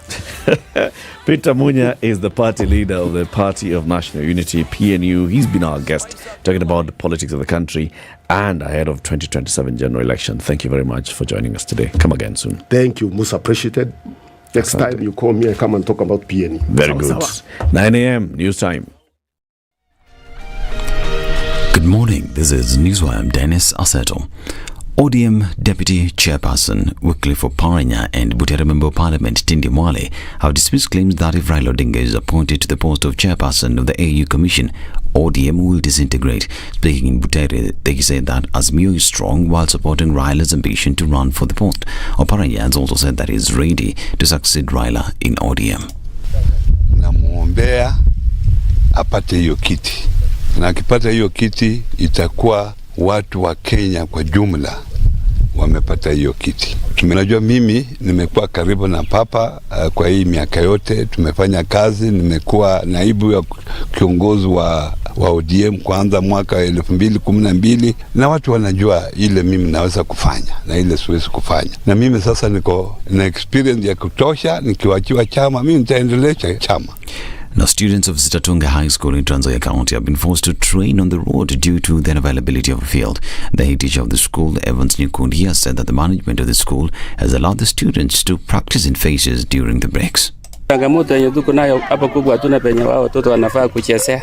Inabidi wachezee kwa barabara hapa, wakimbie barabara hapa na wasunguke mpaka wafike Pandanani, na saa nyingine tunaomba kiwanja cha primary ambacho hata hakiko, ama Cherangani Hills Academy. Sasa hatuna kabisa penye watoto wanaweza chezea. Huo wakati ilikuwa ni rahisi wao kucheza hata kwa barabara hapa kwa sababu walikuwa wachache, lakini changamoto kubwa ni kwamba watoto mwaka huu tumepata ni 300, karibu wanafika 340. Hata penye wakitoka nje ya wakati wa break inabidi watoke in shifts. Nyakoni says this is worrying parents and teachers due to the cars and motorbikes that use the road. Kuna wengine wanaweza kuwa nakimbia, anaweza tereza, aanguke chini, aumie. Hata wengine wanateguka miguu, tunawachukua hospitali kwa sababu ya the ruggedness of the ground along the road. Kwa sababu inabidi wafanye mazoezi. Na tusipochukua watoto sports, tutaulizwa mbona watoto hawajaenda sports. Sasa inabidi na sisi tukae pamoja kila wakati na wao. Kila wakati kuna mwalimu at least wakikuja barabara, road walk exercises, there must be a teacher. Na mimi lazima nikuwe informed kuna watoto wanaenda barabara, nikuwe aware na waekee ulinzi wa kutosha. Nakaa na wao tukiwachunga. The management of the school is now calling on philanthropists to intervene so that the students can have a field to practice for their extracurricular activities. My appeal is that if there is a way I can be able to get a playground for these children, they are talented and they are gifted. Because idleness can make them cause even sneak from school or cause criminal activities around this area because they don't have any other thing to do. Watoto kweli huko wanacheza, lakini ni talent ya mtoto, which means kuna talents mingi hapa tumeua sana. Kwa sababu mwingine anasema kama hakuna pahali ya mazoezi, lakini mwenye ana roho anafanyia mazoezi barabara, wengine hawezi fanyia barabara.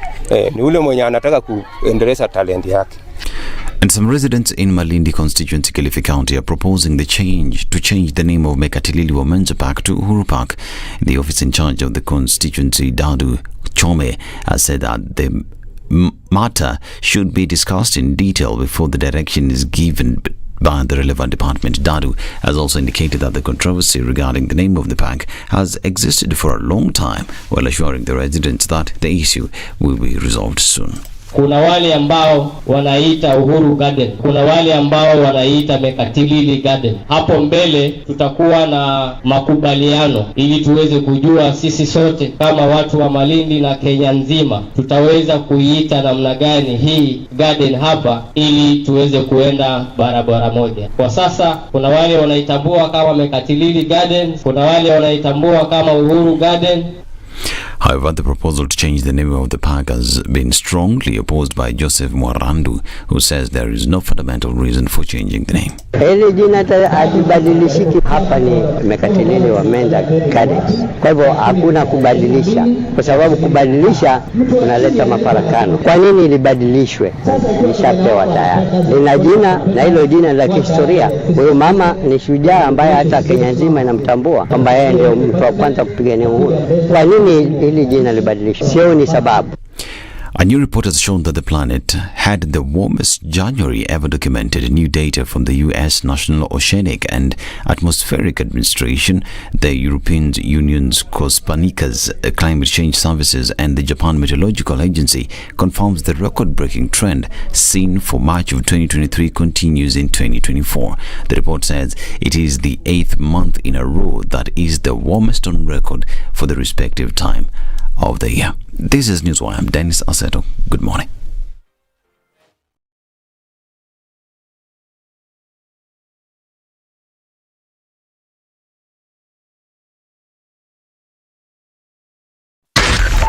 .4 Spice FM, Okay, Nairobi. so coming in from survey, still heavy. Looking at traffic then also on Kiambu Road, a little bit better than before. Going through towards Muthaiga Square and then out towards the Pangani Underpass, it's still busy.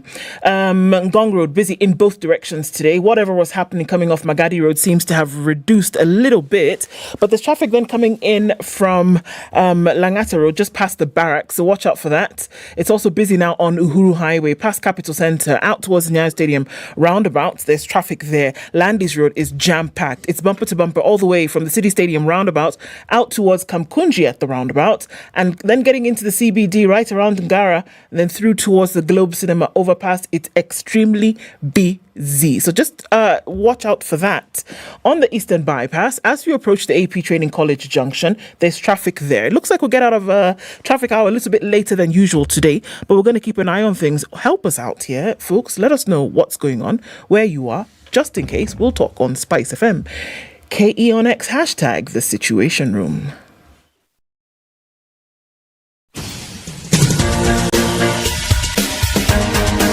This is The Situation Room, the home of hard-hitting political commentary and penetrating insights about the state of the nation. This is a talk radio experience like no other. The Situation Room, a place for hard truths, debates, and elevated conversations. The Situation Room, witty, political, engaging, deep, controversial. In the room, we have C.T. Muga, researcher, academic, seasoned political observer, a fountain of wisdom in these politically uncertain times. Ndu Okoh, Nigerian by birth, Kenyan by choice, communications expert, Pan-Africanist, a truth seeker and believer in people power, and Eric Latiff, agent provocateur, the man in the chair, seasoned journalist, news hound, a man who believes in punching up, not down.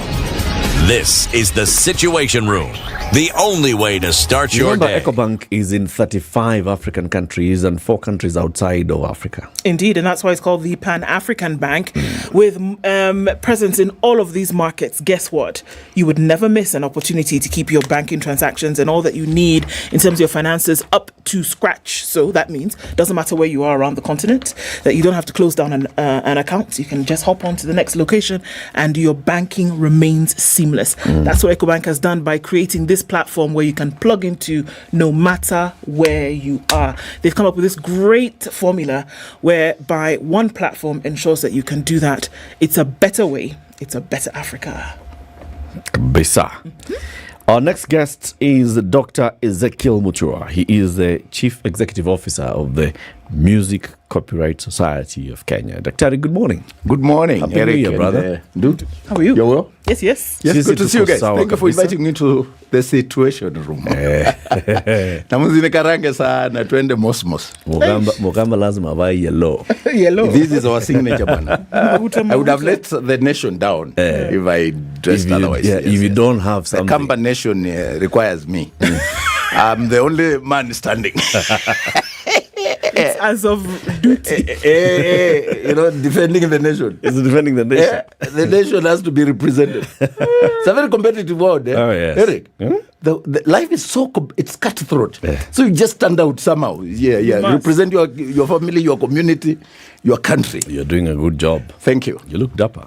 Asante. Karibu sana. Asante sana. City is not here. He sent greetings. Yeah, I miss him. Yesterday when I was told I was kind, but then I said, okay, just 1 out of 3. I miss him. How is he? He's all right. Hope it's not because of anything to worry about. No, it's because of something. He's been busy. So he's down? No. He's busy. Okay. Yeah, he was addressing the... Because he's an old man. He's not getting married. I think he was addressing... Not that we know of, at least. Yeah. He was addressing the men's conference. Yeah, he was not invited. I was the chairman. I was in the committee. Where ulienda ingine? You went to the boys. That's when he did that joke about Nyash. Tulimtoa. Leto was very clear. Leto was the chairman of the committee this year. It was last year. And, when he cracked that joke about the Nyash. It is not a joke. It's a proverb. It's a proverb. It's no proverb like from that. Nigeria. You guys are crazy. One day, the wind go blow. And the Nyash. And the foul Nyash. The things you've been hiding will come out into the open. But all of you heard Nyash and your minds went crazy. But the point of the thing was not... It's a powerful proverb, though. Yeah, it is. Yeah, it is. It is. But the committee interrogated it and found it rather unsuitable for watershed. Yeah. So it was removed. This week, the proverbs are from Ghana. And I hope they are within the watershed. You tell us. Listen to this one. Yeah. The ruins of a nation are in the homes of people. Absolutely. What does that mean? What's your interpretation? That we destroy the foundation of our nation by destroying our homes. That the foundation, that home, the family, is the basic unit of society. And if we get it right at the family level, everything else.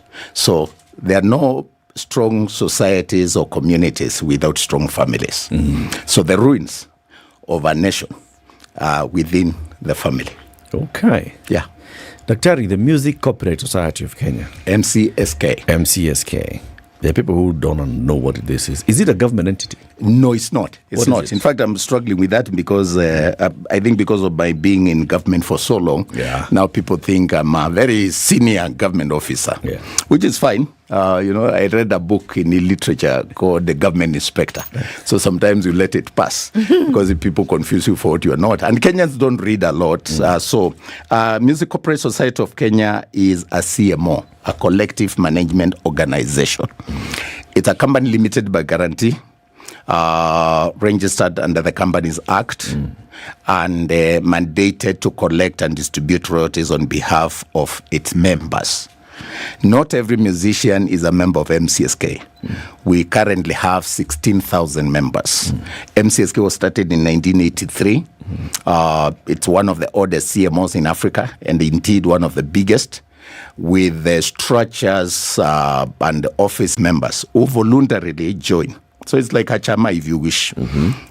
To empower themselves economically. We come together with you and yourself and we say, let's put money together or let's run our ass. So this way we are talented in the same field. So musicians come together and establish a CMO. Okay. Yes, it belongs to them. They are the shareholders. So you are talented in music. Then you realize that for you to be able to gain from royalties, you need someone who can run, who can administer the copyright on your behalf, in line with the Copyright Act and in line with the Companies Act. So you join a CMO of your choice. You can join by choice, you can leave by choice. When you join, you give deeds of assignment. Like now for MCSK, we are very unique. Unlike other CMOs, we have the deeds of assignment. You know what that means? What does that mean? An artist who owns copyright, because copyright is a private right. It's a private property. It's like your phone. They say instead of me going hawking this phone in the street, we pull together and we give somebody to sell. So CMOs administer copyright. These artists who are the authors, the composers, the publishers, the arrangers of music, give us the right to administer copyright on their behalf. So we collect, because they may not have the capacity to go to every matatu playing their music to collect copyright. They may not go to every broadcasting station or every place where there is a public performance and their music is being played. So they give that right to the CMOs. But by signing a deed of assignment, actually what they have done is to authorize these CMOs to own the music and administer and exploit it and sell it on their behalf, negotiate on their behalf. So we negotiate with users of copyrighted musical works, broadcasters, the public transport sector, hotels, bars, restaurants, and so on, who pay, and then we distribute that money to the owners. Yes. So you are administering copyrights. Yes. And what comes in as revenue is royalties, isn't it? Yes. So, and there are various places where you'll then go and charge the royalty. Yes. Like you've said, where there's public performance. Yes. You've talked about radio and TV, the most obvious. Then we talk about public places, like you mentioned matatus. Yes. You mentioned saloons. Yes. Yeah? Restaurants, bars, all those places. Where else? That's all local? Where no, else? There are many. I wish I can get the gazetted tariffs, because there are many players in this business. First of all, music copyright is an ecosystem. There are many players. There is the artist who is the owner of the copyright. That's the singer. There are CMOs, yes. The singer. We call them the author. There is the author, there is the composer, there is the publisher. There are various categories of rights. Yes. So the main ones are the ones represented by MCSK. This business is called copyright and related or neighboring rights. Copyright is the MCSK. Is the people who got the vision, the inspiration, wrote a song, composed a song, published a song, arranged a song. The original rights, the real music right, it belongs to MCSK, those members of MCSK. But then there are other related or neighboring rights, which are assigned to someone like a producer. So you have the inspiration, you may be talented, you are a young child in Kwale or in Kakamega, you have a song, but you don't know how to produce, so a producer like Ndu comes in, helps you polish, produce nice music. There is somebody who comes in as a performer or a vixen in the video, performing rights to give it more spice. Then it becomes a quality product. But so there is copyright, which is the author, the composer, the publisher, the original, the arranger. Okay. And then there is the related or neighboring right for people who are represented by CAMP, Kenya Association of Music Producers, who represent the producers now, who come and now give it the mechanical, they give it the technical elements to make it quality, or for you to produce quality music, and then the performing rights. They are called neighboring rights or related rights.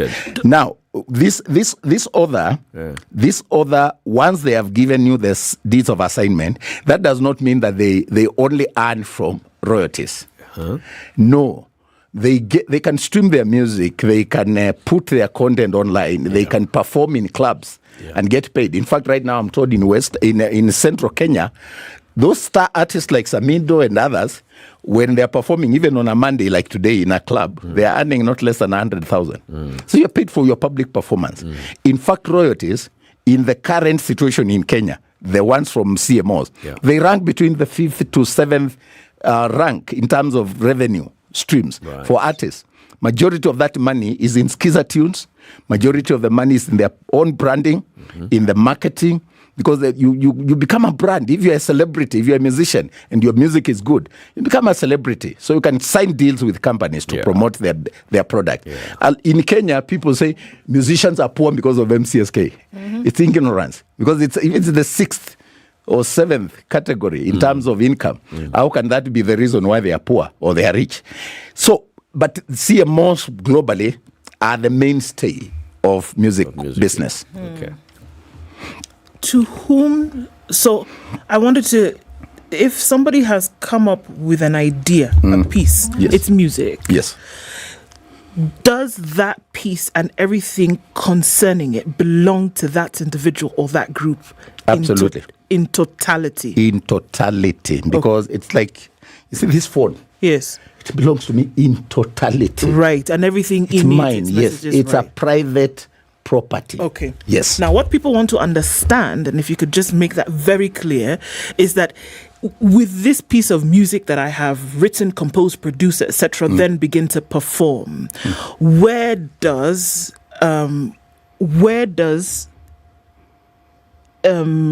the Music Society then come MCSK. in? MCSK. Where does it come in? Yeah. And have anything to do with this thing, which we have agreed is mine? It is yours. Yes. That's why I was saying you voluntarily come to MCSK and say, I'm an artist. Yes. Help me to market. You even prove that this is my copyright. Yes. Yeah. Okay. In fact, once you come to MCSK, you don't become a member automatically. There's a very long process, which is monitored through the regions. And through people who know you to confirm or authenticate that the copyright is yours.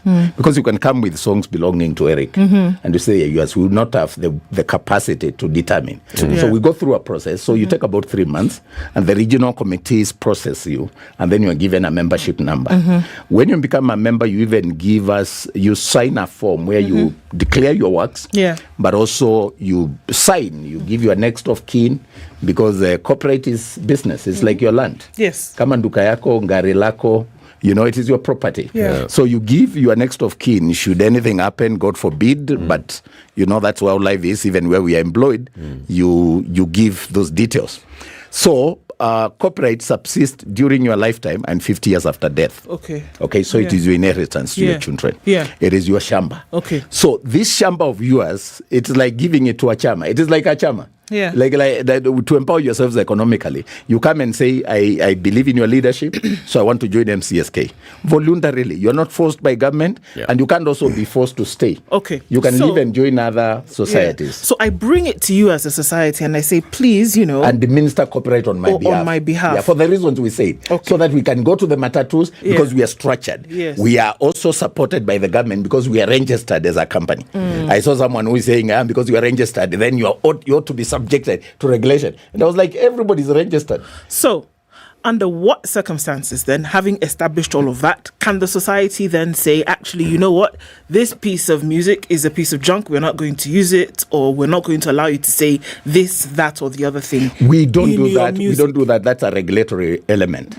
We don't regulate. However, like now on Friday, we had a special AGM in Manzoni, and we took note of the public outcry about the song. I don't want to mention the title, but the song by this Kisi pastor, or so he calls himself, that is being said to be blasphemous. I don't know whether it's being said to be blasphemous. Yes, because it says it was reported. What says said. Things. I'm going to say it. You don't want to say it, but I'm sure you said it during your press conference. Ezekiel Mutua angered by a song by the musician. It's called William Getumbe. Yes. And the song is called Yesu Ninyandwe. Now, Yesu Ninyandwe in a legal procedure could be a bit controversial. And also, you may say it's right of expression. And as you know, our artists are looking for clout. They're chasing clout. So when you do normal things, you are not popular, you have to do funny things. And that's how we have socialized them, to think that you must be bizarre and weird. And you must do crazy things like that. You just said it yourself at the beginning. Stand out. This one, the problem is when you veer into matters of faith and look like you're degrading faith. Because you can't do that with Muslims. It is dangerous. It is wrong. In fact, the government, even the Constitution, while it protects the freedom of expression under Article 33, it does not veer into attacking people's faith. So, were you speaking when you do that, now in Manzoni, what we did was to take note of this public outcry and say this guy is an embarrassment. is not depicting, this is not what we want our children to watch. So even though it is a regulatory mandate belonging to Kenya Film Classification Board, I wish it is the days I was there, it wouldn't be anywhere on YouTube or anywhere. We said, but we have a mandate, we have a duty to sensitize our people and to set a good example. So what we did is we decided, and the members took a resolution during an AGM that member will be removed from MCSK, but they will be moved through the process that is enshrined in our memorandum and articles of association. So the journey started on Friday. Today we'll be processing his letter, write it to him, show cause. He will come and defend himself. If he is apologetic, whatever, it's a first mistake. And if he commits to be of good standing, then, of course, he may not be expelled. But the resolution of the AGM... I'm trying to understand, yes. And that's why I asked the first question that I asked. Yeah. That under and you were very clear that there was no regulatory arm of the society. Yeah, but we are selling a product called music. However, this music product that this individual then has come up with, you also stated belongs to them within their rights to then produce. So I'm just trying to be very clear about the society's role. Whether it is today or whether it is futurely, because then is it something else that others who are then within their own creative capacity have to then worry about? That is Ezekiel Mutua going to then come after me with the whip and say, kick out of the society because I'm doing something within my creative rights? No, let me make it very clear. That's first not our mandate. Our core mandate. There's core mandate and related auxiliary, stuff that you do. So the core mandate is to collect and distribute royalties for members, is to sensitize them on copyright, is to create financial literacy, help them to become responsible and manage their finances well, link them with international communities, sign bilaterals on their behalf for other jurisdictions where Kenyan music is used, and so on. That's a core. That's a core mandate. However, we don't exist in a vacuum. We are also living in a country where we have a responsibility to ensure that the products that we're in charge of conform to our culture, to our moral values and aspirations, and ensure that we do not mislead people to think that for you to produce a good song and for you to become popular, you must insult leaders, you must promote unethical behavior, you must, for example, you cannot do a song and degrade women. There was a song called Taka Taka. It was never listed in the category by any member as a catalog for a musician for us to sell as a product, as MCSK, because it was degrading women. If you promote cannabis sativa or you promote drugs, you do a song promoting drugs or illicit brew or illicit sex and or vulgarity and profanity, we have a duty to examine that and in conjunction with other arms of the government, then take action. Every membership to an organization has a code. There must be a code of discipline, a code of ethics that you subscribe to. The members' meeting in Manzoni at a properly convened special general meeting decided that song is embarrassing the organization, is putting us in bad light, and it encourages bad behavior where if you allow Catch of Anything Goes, we are going to have people singing songs that promote murder and lesbianism and all those kind of things that are considered to be against the law, much as there is freedom of expression and much as this is not our core mandate. We are just trying to be a responsible organization that plays within the space that promotes our culture. And music is powerful. Music is a powerful vehicle for social cultural transformation. So you can't just allow people to sing anything and promote madness in the name of songs and degrade women, promote promiscuity in the name of creativity, promote unethical and social behavior, and you allow it. You'd be responsible. Like I told you, Eric, this is a product, like my phone. If we say we are forming a company to be selling our, where or wherever we have, we must ensure that part of that way is not cannabis. It's not things that are illegal. It's not things that are against the law. That's what we are trying to say, but then, that stick within the law. And then we are going ahead to educate them. That's why we said, unlike others who can say, pull it down, expel them, we are committing this guy to a process so that you come and say, You never know. He might come and convince the panel. He'll come and give you context, for example, and tell you, you have a problem with the word Ninyandue, but listen to the song, the context. Yeah, but decency. Decency is an important thing in society. What is decency about Ninyandue? Decency. There was a song called Tetema. What's indecent about? Did you listen to the song called Tetema? Yes, by Diamond. By Diamond. Yes. Tetema, in its natural meaning, there's nothing wrong with Tetema. Nikukwambia Tetema, it just means shake. Yeah. Tetema. But if you listen to the lyrics, these are the kind of things. And there were some very senior politicians who were singing this thing in political rallies. And it went to schools where a small girl is twerking and she's singing to the mother Tetema. Listen to the words. Haya Tetema, Tetema, oh mama Tetema. Tipwa, tipwa, Tetema, oh mama. Then come to the climax. The climax is haya twende Tetema. Tetema katoto kamenoga na kaza dizi za Mbukoba na kapatisha bodaboda kakichapo kuchuma bonga. You seem to know this song. What mama is wrong? Shigidi nakufa wikidi. What is wrong with mama those? Shigidi nogi fire moto liquidi. What nonsense is this? What's wrong with that? You don't see? What's wrong with Shigidi Mama Woi Nakufa? What's wrong with coded. The difference with Tanzanians, they code. They don't just say Nyandua. They will say it will look cool. It will look something cool. What is this now? Shikidi liquidi nonsense. What's wrong with Shikidi liquidi? You don't see? You want your kids to be singing like what that? What is wrong? Haya Tetema. What's wrong? Ezekiel. Let's take a break. It's so sexualized. Let's take a break. It's past. Dr. Ezekiel Mutua, the CEO of the Music Copyright Society of Kenya, we want to understand MCSK and the work that it does, and also seeking to understand royalties, copyright royalties, collection of this, and how artists can maximize the value of the work. We'll be back shortly. Tetema. Lyrics.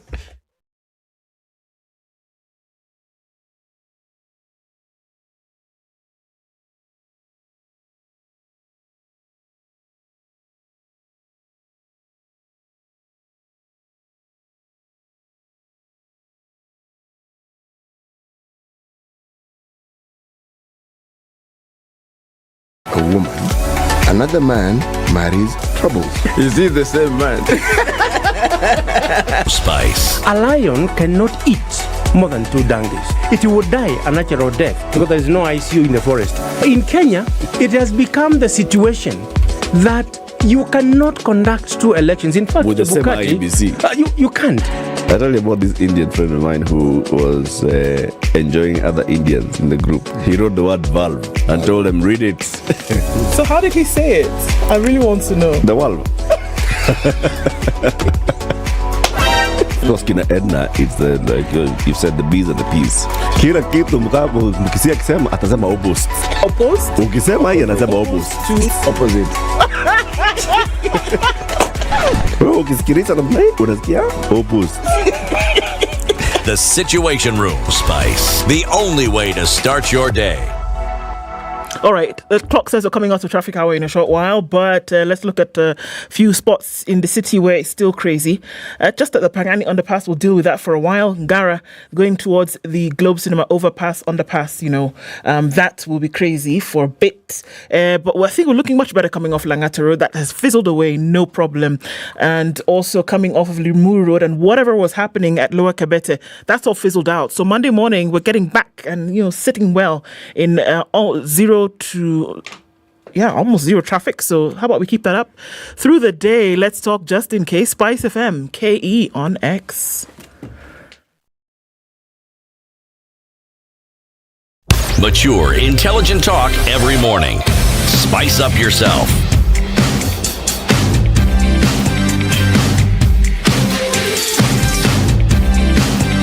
Mornings done right. 94.4 Spice FM, Nairobi. And we continue our conversation with Dr. Ezekiel Mutua. People call you Deputy Jesus. And that's I told you the things that people... Christianity has become a mockery. You can't call Muhammad anything other than Muhammad. Mutume. Yes, na unamuita na heshima. Mutume subhana wa ta'ala. you don't joke with that space. It's only here where, because of funny things that are happening in church, we have really diluted the faith and we don't take it seriously. So when you hear people calling other deputy Jesus, it's wrong. It's wrong. First of all. What should they call it? Parallel Archbishop? No.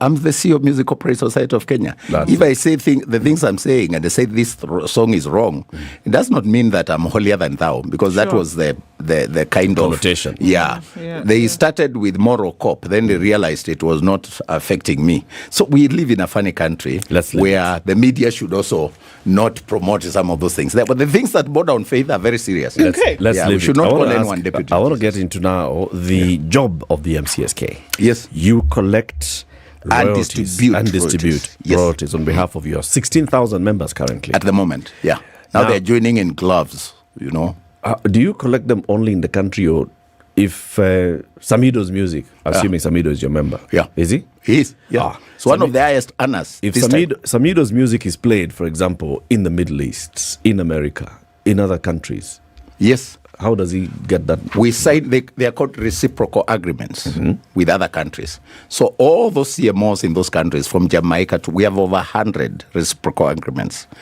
And the whole idea is they collect on our behalf the Kenyan music played in their jurisdiction. Right. And they share the money with us. And then you collect on their behalf. Then we collect on their behalf and they pay as well. That's why sometimes when you hear people saying, oh, you collected this amount and you only paid the artist this much, they don't consider that we also have international obligations. I think it's important because a lot of folks, they think, okay, Kenyan artists, fantastic. How do they not make music, or rather make money? So could you explain how royalties work? Because when you say you collect mop up, the assumption is that people are paying Kenya because the artists are out there, and then now you come and distribute here. How exactly do royalties work, so that we can now understand how? Let's talk the business of music. Because it's not just royalties as per the CMOs. The business of music first is your own composition, the quality of your production. Yes, it has to be good, it has to resonate, it has to be, just like a story, it has to be topical, relevant, proximity, the news values. The same way, it has to affect you. So if someone sings, I enjoyed a song by a girl from Mukambani called Aume Matelemia. Aume Matelemia is in my language. It means the men have just become scarecrows. They are not doing their responsibilities at home. They have left the duties to the women. That girl charges the crowd with that song, but it is introspection. It speaks to your heart because it's a real situation right now. Many mothers are the ones who are taking their kids to school. So the work of an artist is not just to make money. First of all, it's an agent of societal progression. Morals. They are like seers. They are gifted by God the Creator with the ability to create songs that challenge or prick our conscience to think differently. So they demonize wrong things. They scandalize evil. They put the spotlight on, like now, behavior like that one of men running away from their responsibilities and leaving women to bear all the burden of running the home. They are taking care of children and so on. That's a good song. So that song resonates with the current situation. So it's going viral. Okay? If you sing a song that is relevant, it's good production. So you'll make money. And then it brands you. You become a celebrity. You become a brand. So you can use it to be in a station like this because you are loved by people. So when you are running, when the show is by Latiff and is this guy, the one who sang this song, that adds value. So there's so much. That's why, for example, Mwalimu Kenganyi, he does not just rely on comedy. He's on radio every morning. But the other guys who think they will sing and sleep the whole day and night, and the money will come. So we need to understand that business. Now, and then I talked about the ecosystem. The ecosystem. You do a good song, you are a member of MCSK, we will collect for you if it's playing in clubs. Royalties are seasonal.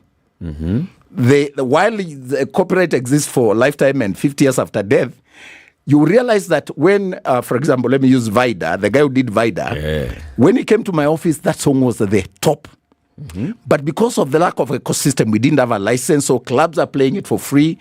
He is not able to collect from the clubs. He was only getting money from his own performances. But we were not collecting because we didn't have a license from the government. And that's why I talked about the ecosystem. If the government does not give us a license and you produce a kibao ambayo inaimbwa kila mahali, but that time the CMOs are not collecting, then there's a problem. Number 3, there must be proper tariffs gazetted by the government in line with the Copyright Act. So the minister in charge of the sector gazettes the tariffs for music. Because music is a product, so that you know, if you are in a club in Kawangware, these are the rates for that club of this size. If you're a media house with this kind of, reach, these are your rates. So it's not standard. And they go through public participation. No, it's not standard. What you pay is not what another guy will pay. They are different. And they go through public participation. We involve all the players, including consumers. Then now we come to the consumers themselves. Broadcasting stations, for instance, they must pay. Right now as we speak, broadcasting stations owe CMOs 1.4 billion. We collected last year 200 million or thereabout, and it amounted to 15% compliance. So more money is out there. It's not collected. Why? Because the government must give enforcement. For example, matatu industry has not paid since 2019. Because you can't go out there in Mombasa Road and stand on the road and stop the matatu to check whether they have a license. You need the police. These are private property, but just the same way, if somebody steals my phone, the government will not tell me, run after him, catch him, get your phone. No, I will tell the police, Mwizi. And they will arrest them because the work of enforcing the law is the work of the government. So you see how it works? So if there is a breakdown in one area, in the ecosystem, I can tell you musicians will be poor forever. So right now, as things stand, how is this ecosystem? The ecosystem number is... one, Yeah. do we have the tariffs in place? Yes. They were gazetted by CS Ababu na Mwamba.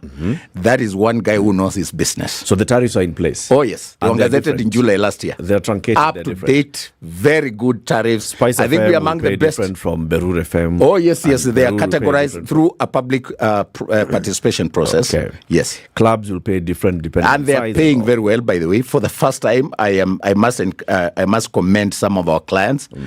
There's some of these chains, retail chains that have not been paying. Of course, due from COVID and the business was bad. Now they are voluntarily paying. And what By is the it way, that they when pay? they pay like that, what it means is we are spending less money on litigation. We don't have to sue them. What is it that they pay? So, when, for example, if you walk into a club and you say, I want you to pay for the music that you're playing. Yes. Are you charging per day, per hour? No. per Like I've told you, there are tariffs. So There are what is it? tariffs. You know, Eric, we are so scientific So and what is this that- professional. so how does it happen? If you do star, you want to try that? Do you have your phone with you? Yes. Please try star. Yeah, star 553 hash. You can self-license. It will take you to select service. So you pay license. Welcome. Okay. to You say KPM pay license. license. You see, it is leading you. It says were you assisted by KPM agent? So if I'm an agent, I'll show you my number. If you did it on yourself, you'll continue. So it's paying, Until it's you paying say for a license. You say I'm SpiceFM. I'm based in Mombasa Road. I am here, and it will tell you how much you should pay. I see. Yeah. So you pay a one-off. It's a 1 standard- year. It's an annual license, just like broadcasting. You guys are licensed by Kenya Communications Authority of Kenya. Yes, we are. You get it yearly. Okay. Yeah, so it is the same way it works. Once you receive the money from SpiceFM, yes, and I've paid an annual license, yes, how do you then break it down into individual members? There are two ways now. know That's how now the royalty members distribution. Right. First of all, like for this media house, you might find it's just about not more than 10 million. I think it's much less per year. So we have to collect from a lot of people. We have 16,000 members. So even if you're under 100 million, it is peanuts. Yeah. You divide by 16,000 and you're getting almost 660 or something. It's nothing to write home about. You need to really do proper collection. Compliance has to be almost 99%. So if we collect, and we are distributing. Distribution is done in two forms, like what we are doing right now. Right. There's one called general distribution, and then there's scientific distribution. General distribution is like from Matatu, from the salons and so on, because we may not be able to determine when did they play do song, when did they play Eric, how When many did they times. play So we Albert collect Alec, generally that license. Okay. So we put it in a pool, divide it equally, and share.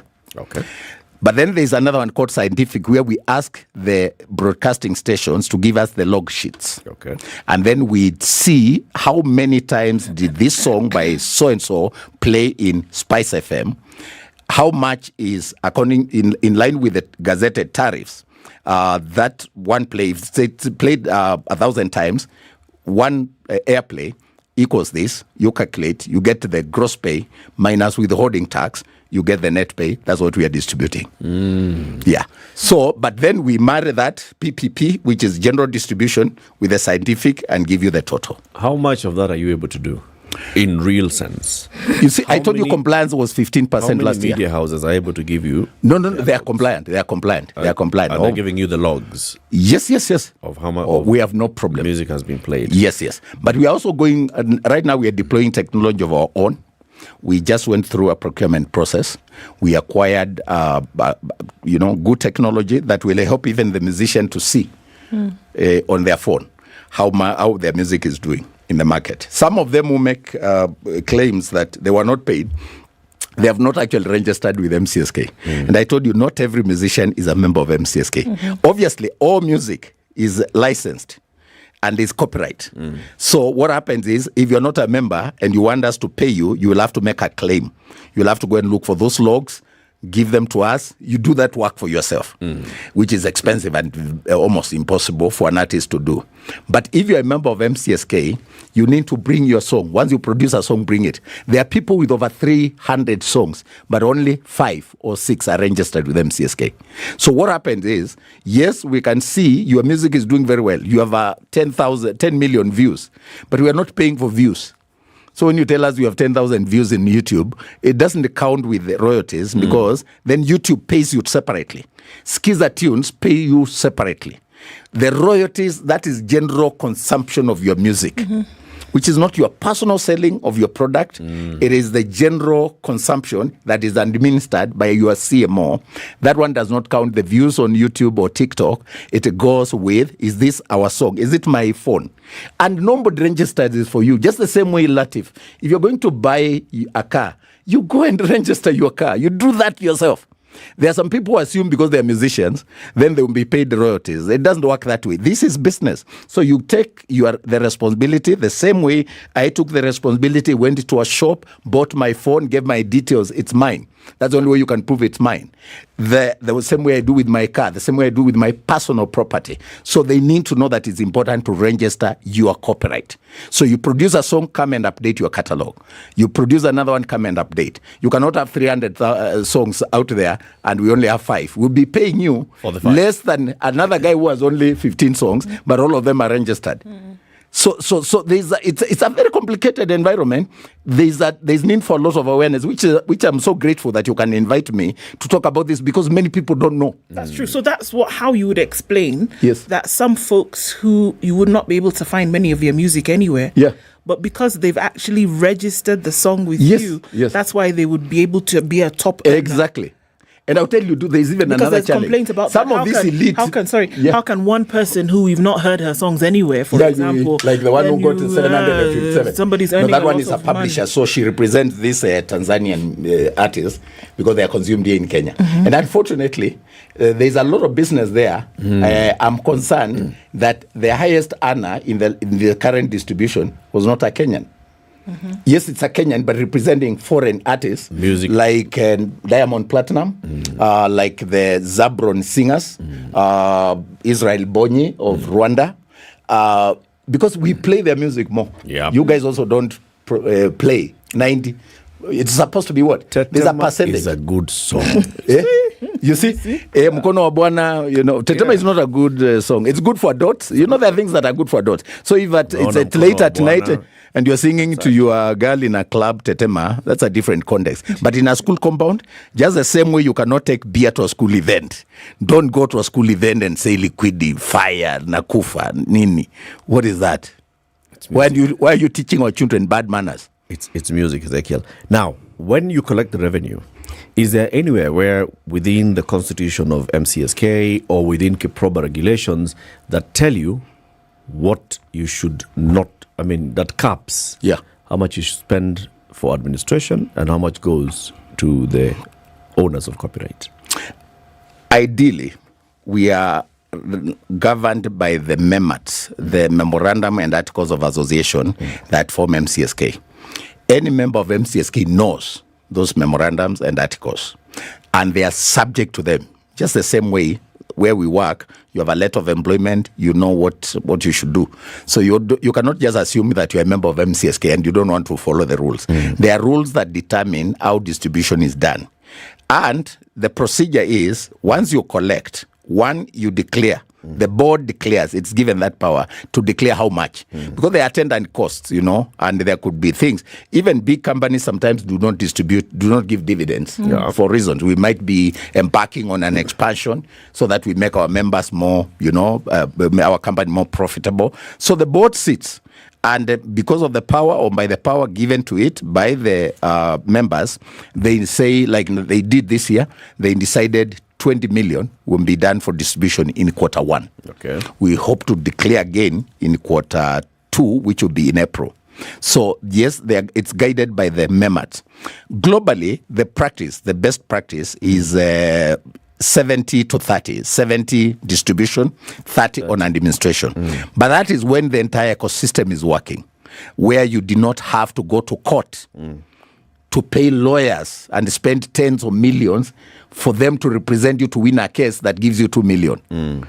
Because that's what happens when the government neglects musicians and they leave the CMOs to their own devices. So you spend most of the money on litigation, suing media houses, suing people who are infringing on copyright. While if the government supported and give for police, for example, if we had police stopping the public service vehicles here on the highways and checking whether you have a license, one day we can raise 100 million. One day. But what happens? The police are withdrawn. So the matatus are having a few days with our music. It's not our problem. So currently, what is the split between distribution? It depends. It will depend in this on latest payment of so many. Million. You see, like now I came in not too long ago, and I found MCSK with debts that are not of their own making. In 2017, the government, because of cartels that have run amok in this industry, decided to take away the license. It was given to another body called Mpake, music publisher, something. So they ran the copyright, the royalty collection and distribution. They never distributed, by the way, but they were the ones with the license for 2 years, 2017 to 2019. What would happen to you, Eric, if this company was denied a license as a broadcaster? You have employees, you have offices, you have overheads. Okay? So MCSK laid off some staff. They were fighting. They went to court, of course. But while the matter is ongoing, sometimes unaambiwa itasikizwa June, itasikizwa next year in February. You know the court process. They went into debt. So I found an institution reeling from debts amounting to about 340 million. Not because of their own making. Because of that, because the government was interfering, taking away the license, returning it. Then there's another problem. They normally give this license, sometimes even for 3 months, 6 months. Which business do you do like that? How do you plan? So this is the kind of nonsense I'm sorting out, and now I'm hated because now we are reasoning. They are used, and this is another problem, they are used to a situation where, because most elite musicians do not participate in the elections of MCSK, they are not active. So you only end up with people like Duo saying, who are probably not as known or not necessarily educated, because you don't need to be a PhD holder to be a musician. So you end up with those guys. It's like the wakulima in the village. They own their property, But they need somebody who can market it and make noise and negotiate and so on. Now, when you subject the artists to an environment where they are left to their own devices, the leadership then spends most of the money fighting battles in court. So a lot of money goes to lawyers. So when you ask what is the percentage, it depends on whether you have a license. We started this year with a license and we are distributing for the first time. I don't think distribution has happened in January for the last 10 years. But because we started with a license, courtesy of the Parliamentary Committee on Arts, Sports, Arts and Heritage. They just on arts, sports, arts and heritage. They just took a decision. We went to them and reasoned the way I'm reasoning with you. One, we were asking, why would you give us a license for 3 months? Why? Why would the government do that? Because we are a company. And license is not a favor. It's a service. It's like the way Eric, and sorry for, I'm trying to make you understand. You are licensed by CA, Communications Authority of Kenya, as a media house. They don't own Standard. They don't own these entities. No, they don't. So, can you see, we are a company limited by guarantee, licensed by Kenya Corporate Board, the same way media houses are licensed by Communications Authority of Kenya. And you want us to tell you, this is how much we pay Eric, this is how much we pay so-and-so, this is how much we spend on our newsroom. Why? Just award your license and let us move forward. Give us a license. Let members hold us to account. When we go to the AGM, we present our audited accounts. Let them ask, how did you end up spending so much on the CEO? We cannot take this. Those are the members who should say that. Okay, back to it my cannot question. be the government. Anything. 20 million shillings. Yes. You paid out and distributed. We are still distributing, by the way. In this January. There's good news. Allow me to announce it. This week, artists are getting 3 million. Yani pesa Italia, we are distributing. We are doing it right. So we published a Gazette notice. And I have it here, I can show you. We did it before we started the distribution. And they said that MCSK royalty distribution will commence on, tulisema itaanza. You see this thing was in the newspapers. MCSK notice for royalty distribution. We ran it in your paper in The Nation. On the 9th of January, we started on 25th. It says clearly that distribution will commence on 25th of January and run until 29th of March. This covers what period? About 3 months. You know why? It's quarter one. We are doing quarter one. And why are we doing it that way? We were avoiding So this is for royalties collected in the last 3 months of the last year? Yes. So this is collected in December, November, October of 2023. Exactly. That's what now you're distributing now. Yes. How much did the Secretariat spend to run its affairs? Those are personal things, like me asking you how much did you spend as Standard. You don't get it's a matter of public interest. This is a... Public interest is only to CMOs. I have a contract with my members. 16,000. So there are things that I can't announce. 16,000. Yes, but I'll give you for just transparency, to show how transparent we are. First of all, I've told you, if it's a private company, it has to meet its obligation, including paying debt, including paying KRA. One of the biggest arrears that we had were from KRA, were for KRA, and they actually, at some point, they attached our accounts. That's what happens if you don't pay KRA. So what did we do? We committed on a payment plan. I cannot get out of it. I'll pay until I finish that money. I am a CEO. I found that situation, but I will not say I'll distribute and then not pay KRA. That's not a company. The company does not even have to distribute if you can't meet your obligations. So from those 3 months, how much to KRA? We went, as of last year, as of October, about 40 million that we owed KRA. We are reducing it. We committed to our payment plan in line with this amnesty that was given that ends in June. So we pay. Sometimes we get 5 million, we pay. 2 million, we pay. And that is more. There is more pressure for me to do that than even to distribute. This is their company. This company belongs to the musicians. I imagine we go to an AGM. For example, we went in 2022 in November, and we told them we actually ought to have paid you 75 million. We are in arrears. But this is your company. Because of these debts, because we don't have a license, because the government is harassing us, because we have gone through all this situation, and we are on a rebound. We are now restructuring. We are deploying technology. It's very expensive to deploy this technology. We asked the members to forfeit the 75 million, and they did. It was meant as a resolution and we filed it with the registrar. So we remove some of those dates that way where members understand. It's during the AGM where members hold their leadership to account. It's not through the media. Okay. We are not accountable to you, Eric. The same way Standard is not accountable to anyone. I told you, once CA gives you a license to run this media house, run your show, invite whoever you want. They should not come here and tell you, oh, how much did you collect? How much? No. That's interfering with the private business. But I'm just doing it for transparency. Yeah. For the same transparency as you're giving us, you're telling us 20 million shillings is going to be paid. That's how much you're asking. How much are you running your operations? You know, I told you we collected, we are 3 CMOs, we collected 200 million last year. Okay?